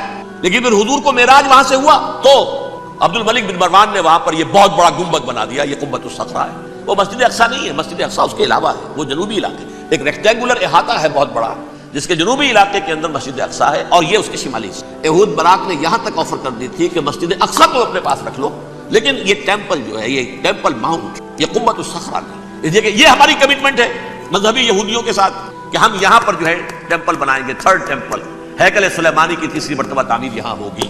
لیکن ظاہر بات ہے فلسطینی کیسے مان لیں، مسلمان کیسے مان لیں؟ یہ ہے وہ چیز کہ جس کی وجہ سے وہ سارا معاملہ ناکام ہوا. ویسے مجھے یقین ہے کہ اگر فلسطینی مان بھی لیتے تبھی یہودی جو ہیں جس طریقے سے اسحاق رابین کو اس نے قتل کر دیا تھا تو یہ اس کو بھی، یہود باراک کو بھی قتل کر دیتے، اور وہ کسی صورت تسلیم نہ کرتے کہ یہ یروشلم جو ہے یہ انڈیوائیڈڈ سٹی نہ رہے بلکہ ڈویژن ہو جائے اس کی، اور صرف مغربی حصہ ہمارے پاس رہ جائے اور مشرقی جو ہے عربوں کے پاس. کبھی مر جائیں گے. اب دیکھیں اس وقت شکل کیا ہے. میرا اندازہ یہ ہے کہ اب جو مذہبی یہودی ہیں ان کے صبر کا پیمانہ لبریز ہو گیا ہے، اور اب ایک مڈ وے آدمی اس وقت وہاں پر آ گیا ہے، ٹوپی والا. اگرچہ وہ پریکٹسنگ یہودی اس طرح کا نہیں ہے، داڑھی والا نہیں ہے، زلفوں والا نہیں ہے وہی کوٹ پینٹ والا، لیکن یہ کہ اوپر رکھتا ہے وہ ٹوپی. ایریل شرون اور انتہائی سفاک، جس نے کہ فلسطینیوں کے 2 کیمپ ایسے اڑائے تھے جیسے کہ چیونٹیوں کیا ہو لشکر اور ان کو پاؤں تلے رون دیا جائے، اس طریقے سے ختم. بہت بڑا قاتل، مرڈرر، وہ وزیر اعظم. اور اب جو ہے ان کے صبر کا پیمانہ لبریز. اب ان کا فیصلہ یہ ہے کہ انہیں 3 بڑے بڑے قدم اٹھانے. نمبر 1، فلسطینیوں کا خاتمہ، ایتھنک کلینزنگ. اگر یہ فلسطینی رہتے ہیں یہاں پر تو اگر 10 ہم ان کے ماریں گے تو 2-3 یہ ہمارے مار دیں گے. تو اسرائیلی کی جان تو بہت قیمتی ہے، یہ تو خیر ہزار بھی مر جائیں تو کوئی بات نہیں، یہ تو کیڑے مکوڑے ہیں، جینٹائلز ہیں، گوئمز ہیں، یہودی، وہ مر جائیں، لہٰذا ان کا ٹنٹا بکاؤ، اب ان کو ختم کرو۔ وہ اشتہار شاید آپ کے دنوں سے گزرا ہوگا جس میں نے یہ الفاظ لکھے ہیں کہ بوسنیا کی ایتھنک کلینزنگ جو ہے ماند پڑ جائے گی، اور جو کچھ ایتھنک کلینزنگ ہوئی تھی 500 برس قبل ہسپانیہ میں، اس کا نقشہ آپ دیکھیں گے دنیا اس وقت کیا ہوا تھا۔ عربوں کو، مسلمانوں کو یا جلا دو، قتل کر دو، یا جہازوں میں ان کو ڈمپ کر دو اور لے جا کر شمالی افریقہ کے ساحل کے اوپر اتار دو اور ڈمپ کر دو۔ ایک بچہ بھی نہیں رہنے دیا تھا ہسپانیہ۔ 1492 میں سقوط غرناطہ ہوا ہے، اور اس کے بعد 10 سال کے اندر اندر ایک ایک بچہ مسلمانوں کا ختم کر دیا۔ یہ ہے فیصلہ ان کا، اب بہت بڑا قدم وہ اٹھانے پر مجبور ہے۔ کب تک آتے رہیں گے؟ ہمارے لوگ مارتے ہیں، 16 نوجوان ہمارے مار دیے۔ ناج گھر تھا، اس میں ایک چلا گیا فلسطینی، بم اپنے جسم سے باندھ کر وہاں اڑا دیا، خود بھی اڑ گیا، 16 ان کے نوجوان اڑ گئے۔ لہذا یہ چیز ان کے لیے ناقابل برداشت ہے، ان کے صبر کا پیمانہ اب لبریز ہو۔ نمبر 2، انہیں بہرحال اب یہ کرنا ہے کہ مسجد اقصی کو گرائیں، قبۃ الصخرہ کو گرائیں اور ٹیمپل بنائیں۔ یہ انتفاضہ جو اب شروع ہوا 1 سال پہلے سے، یہ شیرون نے دورہ کیا تھا، مسجد اقصی میں گیا تھا، اور اس نے 3rd ٹیمپل کی تعمیر کے لیے ایک پتھر جو ہے بنیاد کا پتھر رکھنے کا ارادہ ظاہر کیا تھا، جس پر فلسطینی نوجوان اٹھے، وہ اینٹیں لے کر اور روڑے لے کر، اور اس وقت سے یہ سلسلہ چل رہا ہے۔ کتنے مارے جا چکے ہیں فلسطینی، لیکن کچھ نہ کچھ یہودی بھی مرے، اسرائیلی بھی، اور جیسا کہ میں نے عرض کیا اب ان کے صبر کا پیمانہ لبریز ہو گیا۔ انف از انف، اب ہم اس معاملے کو ایک دفعہ جو ہے فائنلی ختم کر دیں اور اب بنائیں گے۔ لہذا اب جو ہے کئی ٹن وزن کے وہ جو پتھر تیار ہو کر آگے رکھ دیے گئے ہیں کہ یہاں یہ بنیاد پڑنی ہے، اس کے اندر یہ پتھر لگے۔ بلکہ ایک لطیفہ بھی مجھے یاد آیا ہے، یہ کوئی 30 سال پرانی بات ہے۔ اس قبۃ الصخرہ کی مرمت ہوئی تھی، تو اس کے اوپر جو یہ سونے کی پتری چڑھی ہوئی ہے، یہ شاہ حسین اردن والے جو ہے، ظاہر بات تھا بھی انہی کے تسلط میں، انہی کی تولیت میں تھا، سن 67 سے پہلے، اس زمانے کی بات میں کر رہا ہوں۔ تو انہوں نے پتہ نہیں 30 من تھا یا 30 ٹن تھا سونا جو ڈونیٹ کیا تھا اس کے اوپر یہ پتری چڑھانے کے لیے، جو بہت بڑا گنبد نظر آتا ہے پورے کے پورے ماحول کے اوپر چھایا ہوا۔ اس وقت یہودی اخباروں نے لکھا تھا بہت اچھا ہے، یہ سونا ہمارے کام آئے گا جب ہم اپنا ہیکل تعمیر۔ کہاں جائے گا سونا؟ سونا یہی رہے گا نا، جب ہم گرائیں گے ہمیں وہ سونا مل جائے گا۔ اب وہ اس پر آ گئے، مزید دیر نہیں کر، تو آپ نوٹ کیجئے۔ Number 1، ethnic cleansing of Palestinians in Israel. Number 2, demolition of the Aqsa mosque and the Qubbat al-Sakhra. Number 3, امریکہ کو الٹیمیٹم، تم اب اپنے ٹانگ درمیان میں مت لڑاؤ، اور اس کے لیے دھمکی، اگر تم نے ہمارے معاملے میں رکاوٹ ڈالی تمہاری اینٹ سے اینٹ بجا دیں گے۔ نیتن یاہو نے یہ کہا تھا میں واشنگٹن میں آگ لگا دوں گا۔ یہ انہوں نے امریکہ میں عظیم ترین دہشت گردی کر کے امریکہ کی ایڈمنسٹریشن کو، انتظامیہ کو یہ دھمکی دے دی ہے کہ باز آ جاؤ۔ چنانچہ میں یہ بات کہہ کے پرسوں جمعے میں اپنی مسجد دارالسلام سے نکلا، شام کو، اسی شام کو میں نے ایریل شیرون کی تقریر سن لی T V per. It is not acceptable. Don't appease the Arabs at our expense. We are not going to become Czechoslovakia. We have to depend on ourselves only and rely on ourselves only. کیا مطلب ہے اس کا؟ کس کو سنا رہا ہے؟ امریکہ بہادر، ہم تمہارے محتاج نہیں ہیں، ہم تمہارے ٹکڑے اڑا دیں گے، ٹکڑے کر دیں گے تمہارے، تم بیچ میں آؤ تو صحیح اب، اور دیکھ لو ایک نشانی ہم تمہیں دکھا دیتے ہیں۔ مجھے 100% یقین ہے یہ پورا ہسٹوریکل پروسیس، اور جس جگہ یہ پہنچ گیا ہے، جس کریٹیکل پوائنٹ تک یہ پہنچ چکا ہے، یہ جو بھی حملہ ہوا ہے ورلڈ ٹریڈ سینٹر پر اور پینٹاگون پر، یہ اسرائیل کا کام ہے۔ اسرائیل سے کم تر کسی ادارے کے لیے ممکن ہی نہیں، اس لیے کہ اسرائیل کے ایجنٹ امریکہ کے پورے نظام کے اندر جو ہے گھسے ہوئے ہیں، موجود ہیں، ہر جگہ موجود ہیں۔ جیسے سرطان کا پھوڑا ہوتا ہے پورے جسم میں وہ اپنی جڑیں جما لیتا ہے، ایسا ہے پوری ایڈمنسٹریشن، پوری اکانومی، تمام ذرائع ابلاغ، پرنٹڈ میٹر ہو یا یہ کہ الیکٹرانک میڈیا، سب ان کے قبضے میں، ڈیفنس کا سارا معاملہ ان کے قبضے میں ہے۔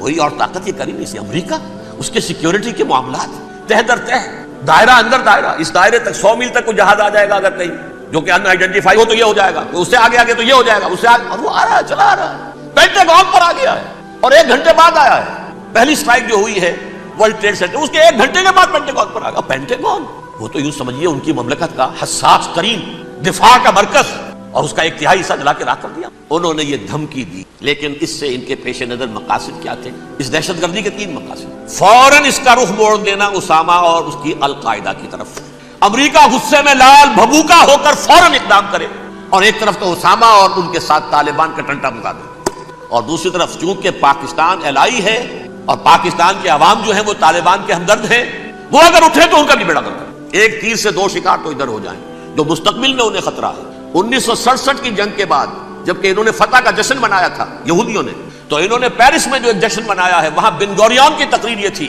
ہمیں کسی عرب ملک سے کوئی خطرہ نہیں، کوئی اندیشہ نہیں، ہمیں اندیشہ اگر ہے تو صرف پاکستان سے۔ یہ ہے وہ بات جو میں نے کہی تھی، نقطہ کیا ہے، یہ سائملٹینیسلی کیوں وجود میں آئے ہیں یہ 2 ملک۔ مشیت SD میں پاکستان کا رول یہ ہے حدیث میں آتا ہے ما انزل اللہ من دائن الا انزل لہ دواء، اللہ نے کوئی بیماری ایسی نہیں اتاری جس کا کہ توڑ اور دوا پیدا نہ کی۔ اسرائیل کا توڑ پہلے پیدا کیا، جیسے بچے کی ولادت بعد میں ہوتی ہے، ماں کی چھاتیوں میں دودھ پہلے پیدا ہو جاتا ہے۔ یہ اللہ کی فطرت ہے، اللہ کا طریقہ ہے۔ خطرہ انہیں ہے تو ہم سے ہے، اگر کوئی خطر مجھ کو تو اس امت سے، اس کی خاکستر میں ہے اب تک شرار آرزو۔ یہاں کے عوام، حکومت تو ٹھیک ہے ہماری جیب میں آ گئی، عوام کے اندر ہے، یہ بھڑک سکتی ہے چیزیں۔ یہی وجہ ہے بار بار ان کا کہ ہم زیادہ دباؤ نہیں ڈالنا چاہتے پاکستان پر، ہمارا بہت بڑا الہی ہے، ہم بہت پیسے بھی دے دیں گے، یہ بھی کر دیں گے، وہ بھی کر دیں گے، لیکن ہم زیادہ دباؤ نہیں ڈالنا چاہتے، ڈیسٹیبلائز نہ ہو جائے، یہاں کے عوام کہیں کھڑے نہ ہو جائے۔ لہٰذا حملہ یہاں سے نہیں، ازبکستان سے کرانے کی باتیں ہو رہی ہیں۔ اندر خانے پوری سپورٹ ہے، لیکن یہ کم سے کم ظاہر نہیں ہونے دیں گے کہ کیا کچھ ہو رہا ہے، تاکہ یہاں کے عوام کے اندر وہ چنگاری جو ہے اس بارود کے اندر پڑ گئی تو یہ شاید ڈیسٹیبلائز ہو جائے۔ لیکن ڈیسٹیبلائز ہونے میں جہاں اس کا خطرہ ہے کہ پرویز مشرف کی حکومت ختم ہو جائے، وہاں اس کا بھی خطرہ ہے کہ پاکستان ختم ہو جائے۔ ڈیسٹیبلائز ہونے کا مطلب کیا ہے؟ بھارت کو واک اوور دے سکتے، جاؤ اب گھس جاؤ، پولیس ایکشن کرو، جہاں اب امن نہیں رہا ہے ہم امن قائم کرنے آ جائیں، یا یونائٹڈ نیشنز کی فوجی کہ فور آ جائے یہاں پر امن قائم کرنے کی، اور ہماری جو ایٹمی صلاحیت ہے وہ تو ویسے ہی برباد ہو۔ ایک چیز تو ان کے پیش نظر یہ تھی، اس میں تو اللہ تعالیٰ نے کچھ تھوڑی سی عافیت، ان کا خیال تھا کہ غصے میں آگ ببو کا ہو کر امریکہ جو ہے بھوکے شیر کی طرح ٹوٹ پڑے گا، لیکن وہاں وہ اپنے باپ کی طرح کولیشن بنانے کی فکر ہو گئی اسے۔ کولیشن بنتے بنتے تو وقت لگتا ہے، بستی بسنا کھیل نہیں، بستے بستے بستی ہے، دل کا اجڑنا سہل صحیح، بسنا سہل نہیں ظالم، بستی بسنا کھیل نہیں بستے۔ کولیشن بناتے بناتے نیٹو بھی پھدکنے لگا تھا کہ ہمارے پاس انہوں نے کچھ ثبوت دیے ہی نہیں ابھی تک، کوئی کسی نے کچھ اور کہا، سعودی عرب نے بھی کہہ دیا ہمارے اڈوں سے آپ جہاز اڑا کر حملہ نہیں کریں گے وغیرہ وغیرہ۔ اس چکر میں ایک وقت نکل گیا اور دوسرے فوراً ہی ان پر آیا ہو گیا یہ تو ہمارے ساتھ کیا ہی اسرائیل نے ہے، لیکن یہ بات لیک نہیں کرنا چاہتا۔ میں نے خود سنا اور بھی بہت لوگوں سے کہا کہ یہ باقاعدہ اسٹیٹ ڈپارٹمنٹ کی طرف سے ٹی وی پر، سی این این پر، بی بی سی پر یہ اعلان آیا کہ یہ جو انویسٹیگیشنز ہو رہی ہیں اس حادثے کی تحقیقات کی، اس کی معلومات لیک کیوں ہو رہی ہیں؟ لیک نہیں ہونی چاہیے۔ کیوں؟ اسامہ کے خلاف اگر کوئی ثبوت ہے لیک ہو جائے 1000 مرتبہ، کس کو کوئی نقصان ہے؟ یہ کون سا تھا، کون سا لیکیج ہے جسے روکنا مقصود ہے؟ وہ تو ہمارا متمنا ہے، ہمارا بیٹا ہے، وہ کر رہا ہے، اس گھر کو آگ لگ گئی گھر کے چراغ سے، but they have given a message to the United States of America, ہمارے راستے میں اب مت نہ، ہم پر دباؤ نہ ڈالنا، don't appease the Arabs at our expense. یہ الفاظ ہیں شیرون کے، ان کی خوشامد، ان کو خوش کرنا، ان کو پسند کرنا، ان کو راضی کرنا ہماری کاز پر۔ جیسے سلوواکیہ کے اوپر قبضہ جو ہے جرمنی کا ہٹلر کا تسلیم کر کے تم نے اس کو بڑھاوا دے دیا تھا اس وقت، ایسے ہی تم چاہتے ہو ہمیں بھی سلوواکیہ بنا دینا، ہم نہیں بنیں گے۔ یہ ہے اصل میں صورتحال۔ جیسا کہ میں نے عرض کیا افغانستان پر اب یہ جیسے کھسیانی بلی ہوتی ہے، کھمبا نوشتی کریں گے تو صحیح، اتنی تیاری پوری دنیا کے اندر کر کے کچھ نہ کچھ تو کارکردگی دکھائیں۔ اصل میں وہ زور شور اب ان میں نہیں ہے افغانستان کے، بلکہ تاریخ میں ایک مرتبہ پھر وہی بات ہو گئی ہے، کلما اوقدوا نارا للحرب اطفاء اللہ تعالیٰ نے کم سے کم اس کی تندی کو کم کر دیا، اس آگ کی بھڑک اور تندی جو ہے انشاءاللہ کم ہو جائے۔ البتہ افغانستان میں کیا ہوگا یہ میں نے کیا، ان ادری قریب ام بعید ما توعدون، جیسے کہ قرآن مجید میں حضور سے کہلوایا گیا، میں یہ نہیں جانتا جس چیز کا وعدہ تم سے کیا جا رہا ہے وہ قریب ہے یا دور ہے، میں نہیں جانتا۔ وَإِنْ أَدْرِي لَعَلَّهُ فِتْنَةٌ لَكُمْ وَمَتَاعٌ إِلَىٰ حِينٍ، میں نہیں جانتا، ہو سکتا ہے ابھی اللہ تعالیٰ تمہیں کوئی مہلت دے اور کچھ وقت کے لیے تمہاری رسی دراز کر دے اور ابھی عذاب کو ٹال دے۔ جب حضور سے یہ کہلوایا جا رہا ہے ان ادری، یہاں تک بھی کہلوا دیا گیا وَمَا أَدْرِي مَا يُفْعَلُ بِي وَمَا بِكُمْ، مجھے نہیں معلوم میرے ساتھ کیا کیا جائے گا، تمہارے ساتھ کیا کیا ہے۔ تمہارا کون دعوے سے کہہ سکتا ہے کہ یہ ہوگا؟ تباہی بھی آ سکتی ہے، کوئی بڑا سیٹ بیک بھی آ سکتا ہے، اپس اینڈ ڈاؤنز ہوتے ہیں۔ احیاء اسلام کا پروسیس چل رہا ہے، لیکن احیاء پروسیس میں حضور کے زمانے میں بھی غزوہ بدر میں ایک دفعہ گراف جو ہے چلا گیا تھا آسمان پر، تو غزوہ احد میں وہ بہت نیچے بھی تو آ گیا، مسلمانوں کے حوصلے پست بھی ہو گئے، وَلَا تَهِنُوا وَلَا تَحْزَنُوا وَأَنْتُمُ الْأَعْلَوْنَ إِن كُنتُم مُؤْمِنِينَ، یہ تشفی دینی پڑی تھی، گھبراؤ نہیں، ڈرو نہیں۔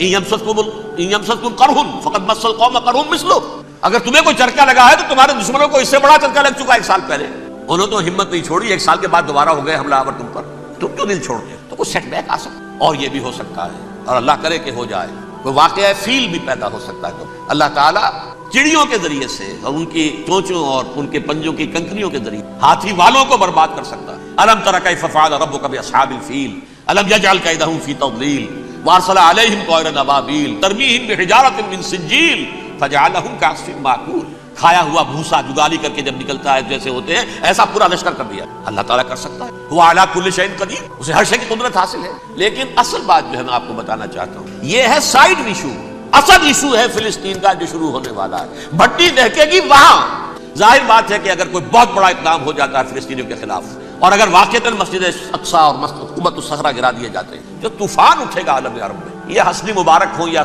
شاہ خالد ہو یا کوئی اور، یہ نہیں روک سکتے طوفان، نوجوان خون اٹھے گا، غیرت اور جو بھی حمیت ہے۔ مسلمان ان پڑھ سے ان پڑھ اور بالکل بے دین، وہ بھی مسجد کی حرمت پر کٹ مرنے کو تیار ہو جاتا ہے۔ مسجد تو بنا دی شب بھر میں، ایمان کی حرارت والوں نے، من اپنا پرانا پاپی ہے، برسوں میں نمازی بننا سکتا۔ وہ چاہے کانپور کی مسجد تھی مسلمانوں نے جانے دی، چاہے وہ شہید گنج کی مسجد تھی مسلمانوں نے جانے دی، چاہے نماز نہ پڑھتے ہو، لیکن یہ جو حرمت اور یہ جو حمیت اور یہ غیرت ہے، اس سے جو طوفان اٹھے گا یہ ہوگا اس ملحمۃ العظما، اس کی طرف پیش رفت ہو۔ کتاب الملاحم سے احادیث کے حوالے سے کہ جن جنگوں کا حوالہ دیا حضور نے، پیشن گوئی کی ہے، اس کا نقطہ آغاز تھا خلیج کی جنگ۔ صدام حسین نے اسے کہا تھا یہ مدر آف وارز ہے، ام المحارب، یہ ایک جنگ نہیں ہے۔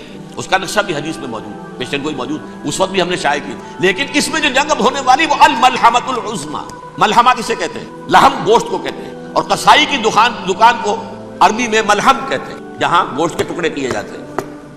آج کل مشینوں سے ہوتے ہیں، اب جو ہے وہ ہاتھ سے چھریوں سے نہیں ہوتے، لیکن ٹکڑے ہو رہے ہوتے ہیں، جسموں کے چیتڑے اڑ رہے ہوتے ہیں۔ ملحمہ یہی لفظ استعمال کیا تھا حضرت سعد ابن عبادہ نے رضی اللہ تعالی عنہ یوم فتح مکہ۔ ان کے دل میں تھا کہ اب ہم انتقام لیں گے ان عربوں سے، ان قریش سے۔ الیوم یوم الملحمہ، الیوم یوم الملحمہ، یہ کہتے ہوئے جا رہے تھے۔ ایک خاص کیفیت، آج ہے گوشت کے ٹکڑے اڑانے کا دن۔ حضور سے کہا کہ چلیں جا کر کے ساتھ تو یہ کہہ رہے ہیں الیوم یوم الملحمہ، الیوم یوم الملحمہ۔ حضور نے فرمایا نہیں، ان سے کہو جا کر الیوم یوم المرحمہ، الیوم یوم المرحمہ، آج رحمت کا دن ہے، آج تو میں ان سب کو معاف کروں گا۔ لا تثریب علیکم اليوم، میں تم سے وہی بات کہہ رہا ہوں جو میرے بھائی یوسف نے کہی تھی اپنے بھائیوں سے، اذهبوا فانتم الطلقاء، جاؤ تم سب کے سب آزاد۔ وہ ملحمہ ہے جس کو کہ حضور نے حضرت معاذ بن جبل رضی اللہ تعالیٰ عنہ، اس کی روایت ہے، اس میں سے جو ابو داؤد میں روایت آئی ہے اس میں الملحمۃ العظما، عظما مؤنث ہے اعظم کا۔ آپ کہتے ہیں جنگ عظیم اول، جنگ عظیم دوم، عظیم کا باب ہو گیا اعظم، سب سے بڑا، اور اس کا مؤنث ہے سب سے بڑی، عظما، الملحمۃ العظما، سب سے بڑی لڑائی۔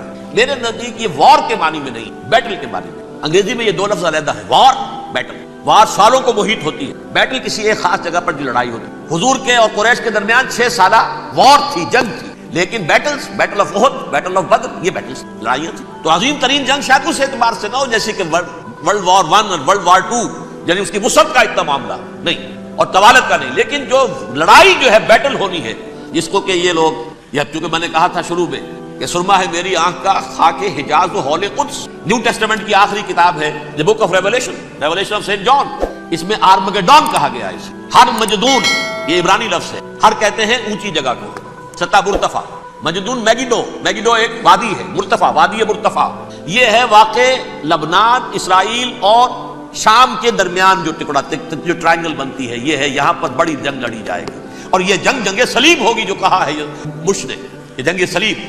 سیکنڈ ملینیم شروع ہوئی تھی تو پہلی صلیبی جنگ ہوئی تھی، تھرڈ ملینیم شروع ہوا ہے، یہ سیکنڈ صلیبی جنگ ہے، یہ کروسیڈ ہے۔ اور میں اس مرتبہ امریکہ گیا تھا تو پہلی مرتبہ مجھے وہاں ایک رسالہ ملا ٹرمپٹ نام کا، یہ امریکہ کے جو بہت ایکسٹریمسٹ قسم کے پروٹیسٹنٹس، یہ ان کا رسالہ ہے، اور ان کے بارے میں اب کہا جا رہا ہے وہ کرسچین زائنسٹ ہیں۔ آپ شاید پہلی مرتبہ یہ لفظ سن رہے ہو، زائنسٹ تو سمجھتے ہیں یہودیوں کو، کرسچین زائنسٹ وہ ہیں جو ہیں تو عیسائی پروٹیسٹنٹس ہیں، لیکن اسرائیل کے وہ حمایتی یہودیوں سے بڑھ کر ہیں۔ یہ میری کسی پہلی تقریر میں شاید بہت سے حضرات کو یاد آ جائے، میں نے کہا تھا 4 سال پہلے ہمارا تنظیم اسلامی کا ایک کنونشن ہوا تھا ہوسٹن میں، امریکہ کا جنوبی علاقے کا شہر۔ ایک سیشن اس میں ہم نے رکھا تھا انٹرفیتھ، ایک عیسائی کو بلایا تھا، ایک یہودی بہت بڑا وہاں کا عالم ہے اس کو بلایا۔ اس یہودی عالم نے، ڈاکٹر وشوگراٹ، جو وہاں کی یونیورسٹی میں پروفیسر ایمیریٹس ہے، اس نے کہا تھا کہ یہ اسرائیل کی تو سپورٹ کر رہے ہیں عیسائی، ہم تو نہیں کر رہے۔ جو پریکٹسنگ یہودی ہیں وہ زیادہ اسرائیل کے حق میں نہیں تھے، یہ تو سن 67 کے بعد انہوں نے اسرائیل کو تسلیم کیا ہے۔ وہ تو منتظر تھے کہ ہمارا مسیحا آئے گا تو ہم اس کی قیادت میں جنگ کریں گے، جیسے شیعہ منتظر تھے کہ مہدی موعود آئیں گے تو پھر ہم کچھ کریں گے۔ وہ امام خمینی نے کہا بھائی جب وہ آئیں گے آ جائیں گے، لیکن ہم کچھ راستہ کے لیے۔ زائنسٹ نے آگے بڑھ کر ریاست قائم کر لی، اور جب یروشلم پر بھی پورا قبضہ کر لیا، تب جو ہے در حقیقت مذہبی یہودی جو ہے پھر انہوں نے اپنایا ہے، اون کیا ہے، اور نئے سیٹلمنٹس جو بھی بنے ہیں وہاں پر اسرائیل میں، اس میں اکثر و بیشتر مذہبی یہودی آیا، اور بروکلن کے علاقے سے سب سے بڑھ کر آئے ہیں، جو امریکہ میں نیو یارک کا ایک جنوبی علاقہ ہے، بہت بڑا یہودیوں کا بہت بڑا گڑھ ہے۔ نیو یارک کو جیو یارک بھی کہا جاتا ہے، وہ تو اصل میں مرکز جو ہے وہ تو یہودیوں۔ اس حوالے سے وہاں پر جو کرسچن زائنسٹ کہلاتے ہیں وہ اسرائیل کے یہودیوں سے بھی بڑھ کر کہیں سپورٹ کرتے ہیں۔ بہرحال اس دوسری صلیبی جنگ کا معاملہ جو میں کہہ رہا تھا، ٹرمپٹ نامی رسالہ، اس کا ایک مضمون ہے دی لاسٹ کروسیڈ۔ اب یہ آخری کروسیڈ ہے جو شروع ہونے والا ہے۔ میں تو حیران ہوں کس قدر کھل کے وہ باتیں کرتے ہیں۔ رومن کیتھولکس کو وہ کہتے ہیں کہ یہ شیطان ہے، یہ پوپ شیطان ہے، یہ یورپ کو اس نے جمع کیا ہے کرسچینٹی کی بنیاد پر، اور اس میں زیادہ تر کیتھولکس ہیں۔ آپ کو معلوم ہے برطانیہ بڑی مشکل سے شامل ہوا ان کے ساتھ، اس لیے کہ وہ پروٹیسٹنٹ کا سردار تھا، ابھی پوری طرح نہیں ہے۔ یورپ جو ہے وہ رومن امپائر دوبارہ یہ کھڑی کر رہا ہے، اور در حقیقت یہ جو ہے یہودیوں سے بھی چھیننا چاہتے ہیں اسرائیل کو اور فلسطین کو، اور مسلمانوں سے بھی، اور یہ وہی کروسیڈ جو تھے اربن ثانی کے، اس کی تیاری کر رہے ہیں۔ تاکہ وہاں پر عیسائی حکومت قائم ہو جائے، کیتھولکس کی، پوپ کی حکومت قائم ہو جائے، جیسے ایسٹ تیمور میں کر دی۔ ایسٹ تیمور میں کون سی حکومت بنی ہے؟ رومن کیتھولک اسرائیل میں بنے، تاکہ یہ سارے مقامات مقدسہ جہاں اسرائیل پیدا ہوئے، حضرت مسیح پیدا ہوا، بیت الحم کہاں ہے؟ وہی ہے کہ نہیں؟ جہاں سے ریزریکشن ہوا ان کے خیال میں وہ کہاں ہے؟ وہیں پر ہے کہ نہیں؟ بڑے بڑے گرجے ان کے وہی ہیں۔ تو اس اعتبار سے ان کا کہنا یہ ہے یہ لاسٹ کروسیڈ کی تیاری ہو رہی ہے، یہ کیفور، اور ان کا کہنا یہ ہے یہ پوری طاقت نیٹو کی جو ہے، یہ پہلے جرمنی سے لائی گئی بوسنیا، انہوں نے خود وہاں جنگ کروائی، انہوں نے خود وہاں پر ایتھنک کلینسنگ کروائی، پھر خود مصالحت کے لیے آ گئے، پھر کوسوو میں انہوں نے خود آگ بھڑکائی۔ یہ میں نہیں کہہ رہا، یہ وہ ٹرمپٹ رسالہ امریکہ سے چھپنے والا پروٹیسٹنٹس کا رسالہ ہے جو کہہ رہا ہے۔ پھر انہوں نے کوسوو کے اندر کروایا، اور پھر وہ وہاں پر پیس فورس کی حیثیت سے آ گئے۔ اب وہ میسیڈونیا میں کروا رہے ہیں اور وہاں داخل ہو گئے ہیں۔ اگلا قدم ان کا سائپرس ہوگا، سائپرس میں ترکوں کو اور وہ گریکس کو لڑائیں گے اور وہاں آ جائیں گے، وہاں سے ایک چھلانگ لگائیں گے اور یہ فلسطین میں پہنچیں گے، اور یہ وہاں پر ایک رومن امپائر، اپنی پرانی رومن امپائر کی طرح کی رومن کیتھولک ریاست قائم کرنا چاہتے ہیں۔ تو وہاں امریکہ کے عیسائیوں میں بھی کوئی ایک طبقہ نہیں ہے، کیتھولکس بھی ہے، کیتھولکس زیادہ نہیں ہے ہمدرد، لیکن اب تابع ہو چکے۔ اسحاق ریبین نے جب یہ پیس ٹاک شروع ہوئی تھی، آپ کو یاد ہوگا شاید، کہ جب وہ آیا تھا واشنگٹن سے واپس فلسطین اسرائیل، تو پہلے روم میں رکا for an audience with the pope, اور پوپ کو اس نے ایک مرتبان سا پیش کیا تھا، حضرت سلیمان علیہ السلام کے زمانے کا مرتبان، اور کہا تھا دیکھیے 3000 برس تک ہم نے اس کی حفاظت کی ہے، اب یہ آپ کے حوالے کروا۔ اس کے بعد سے پوپ جو ہے بالکل رام ہو گیا، اور وہ عیسائیوں کے ساتھ اور یہودیوں کے ساتھ ان کا پورا معاہدہ۔ اب پورا عیسائی ورلڈ جو ہے بحثیت مجموعی یہودیوں کے شکنجے میں، البتہ ان کے اندر بھی جھگڑے ہیں، جو وہاں پر وائٹ کرسچن ملیشیاز ہیں وہ ایکسٹریمسٹ ہیں کیتھولکس، ان کے نزدیک دشمن نمبر 1 یہودی، دشمن نمبر 2 مسلمان، دشمن نمبر 3 جو یورپ میں کالے ہیں، ایفرو امریکن، چاہے وہ عیسائی ہو گئے ہوں، کوئی بھی ہو، یہ 3 دشمن ہیں جن سے انہوں نے کلینز کرنا ہے، صاف کرنا ہے ان کے خیال کے مطابق امریکہ کی سوسائٹی، اولا یہود، پھر مسلمان، اور پھر یہ جو کالے ہیں۔ لیکن دوسری طرف پروٹیسٹنٹس کے اندر ایکسٹریمسٹ وہ ہیں جنہیں کہا جا رہا ہے یہ کرسچین زائنسٹ ہیں، یہ اسرائیل کے اسرائیل سے بڑھ کر سپورٹرز ہیں۔ بہرحال یہ اب جنگ ہوگی، اس کا نتیجہ کیا نکلے گا یہ تو اللہ ہی جانتا ہے۔ اب میں آخری بات کی طرف آ رہا ہوں، آخری نتیجہ تو جو بھی کچھ اپس اینڈ ڈاؤنز آئیں گے تلک الایام نداولھا بین الناس، آخری نتیجہ ڈراپ سین وہ یہ ہوگا کہ اللہ کے دین کا بول بالا ہوگا، اور پوری دنیا پر محمد کے لائے ہوئے دین صلی اللہ علیہ وسلم کی حکومت آئی، وہ گویا قیامت کی تمہید ہوگی، اس کے بعد بس قیامت آئی، کیونکہ مقصد کائنات، تخلیق کائنات پورا ہو جائے، پوری مخلوقات کے اندر مقصد تخلیق، کلائمیکس آف کریشن محمد الرسول اللہ صلی اللہ علیہ وسلم، دین کی تکمیل محمد الرسول اللہ صلی اللہ علیہ وسلم، اور اس خلافت عرضی کے لیے جو حضرت آدم کو خلافت دی گئی تھی، جب اس میں وہ خلافت پوری دنیا پر قائم ہو جائے گی، اس کا مقصد پورا ہو جائے گا، and that will be the beginning of the end، اس کے بعد قیامت۔ آخری نتیجہ تو یہ نکل، اس سے پہلے سزائیں ہمیں بھی مل، اور یہاں میں کانٹے کی بات جو چھوڑ گیا تھا اس کو بیان کر دوں، اللہ نے اس مغضوب علیہم قوم کو، اس ملعون قوم کیوں اب تک چھوٹ، میں بتا چکا ہوں یہ بڑے عذاب کے مستحق ہو چکے تھے حضرت عیسیٰ علیہ السلام کی، چھوٹتی ابھی تک ہے، بلکہ ایک مرتبہ ابھارا ہے، 1900 برس کے بعد ابھرے ہیں یہ، بالفور ڈیکلریشن 1917 سن 70 عیسوی کے بعد، تقریباً 1900 برس، 1850 برس تو ہے ہی کم سے کم۔ پھر creation of Israel 1948، 1967 extension of Israel, یروشلم پر قبضہ، یہ سارا جو ہے کیوں اللہ تعالیٰ اس خیر امت محمد صلی اللہ علیہ وسلم، اس کے بہترین حصے کو سزا ان ملعونوں کے ہاتھوں دے، کیوں؟ جو جرم انہوں نے کیا تھا وہی ہم، انہوں نے اللہ کی کتاب کو پیٹ کے پیچھے پھینکا، نبذ فریق من الذین اوتوا الکتاب کتاب اللہ وراء ظہورہم، ہم نے اپنی پیٹھوں کے پیچھے پھینکا کہ کولونیل رول سے آزاد ہوئے، کہیں اسلامی قانون نافذ، کہیں اسلامی نظام قائم کی، تو جو جرم ان کا تھا وہی ہم، اور ہم خیر امت ہیں، اور ہمارے میں سے خیر ترین عرب ہیں، ان پر اللہ کا فضل، ان کی مادری زبان میں اللہ کی کتاب موجود ہے، پھر انہوں نے اللہ کے دین کو پیٹ دی۔ جو ملک آزاد ہوا کولونیل رول سے، یا اس نے قبلہ کر لیا اپنا ماسکو کی طرف، یا کر لیا واشنگٹن، کسی نے مکے کو قبلہ بنایا، یہ بدترین سا ہے، ویل للعرب من شر قد اقترب، اور ترمذی شریف میں تو یہاں تک روایت ہے من اقتراب الساعۃ ہلاک العرب، قیامت کے قرب کی ایک نشانی یہ بھی ہوگی کہ عرب ہلاک ہو۔ ایک حدیث میں الفاظ آتے ہیں، حضور نے جب کہا یہ ہوگا یہ ہوگا یہ ہوگا، یہ بربادی آئے گی، تو کسی زوجہ محترمہ نام میں بھول رہا ہوں، انہوں نے پوچھا کہ عرب اس دن کہاں ہوں گے؟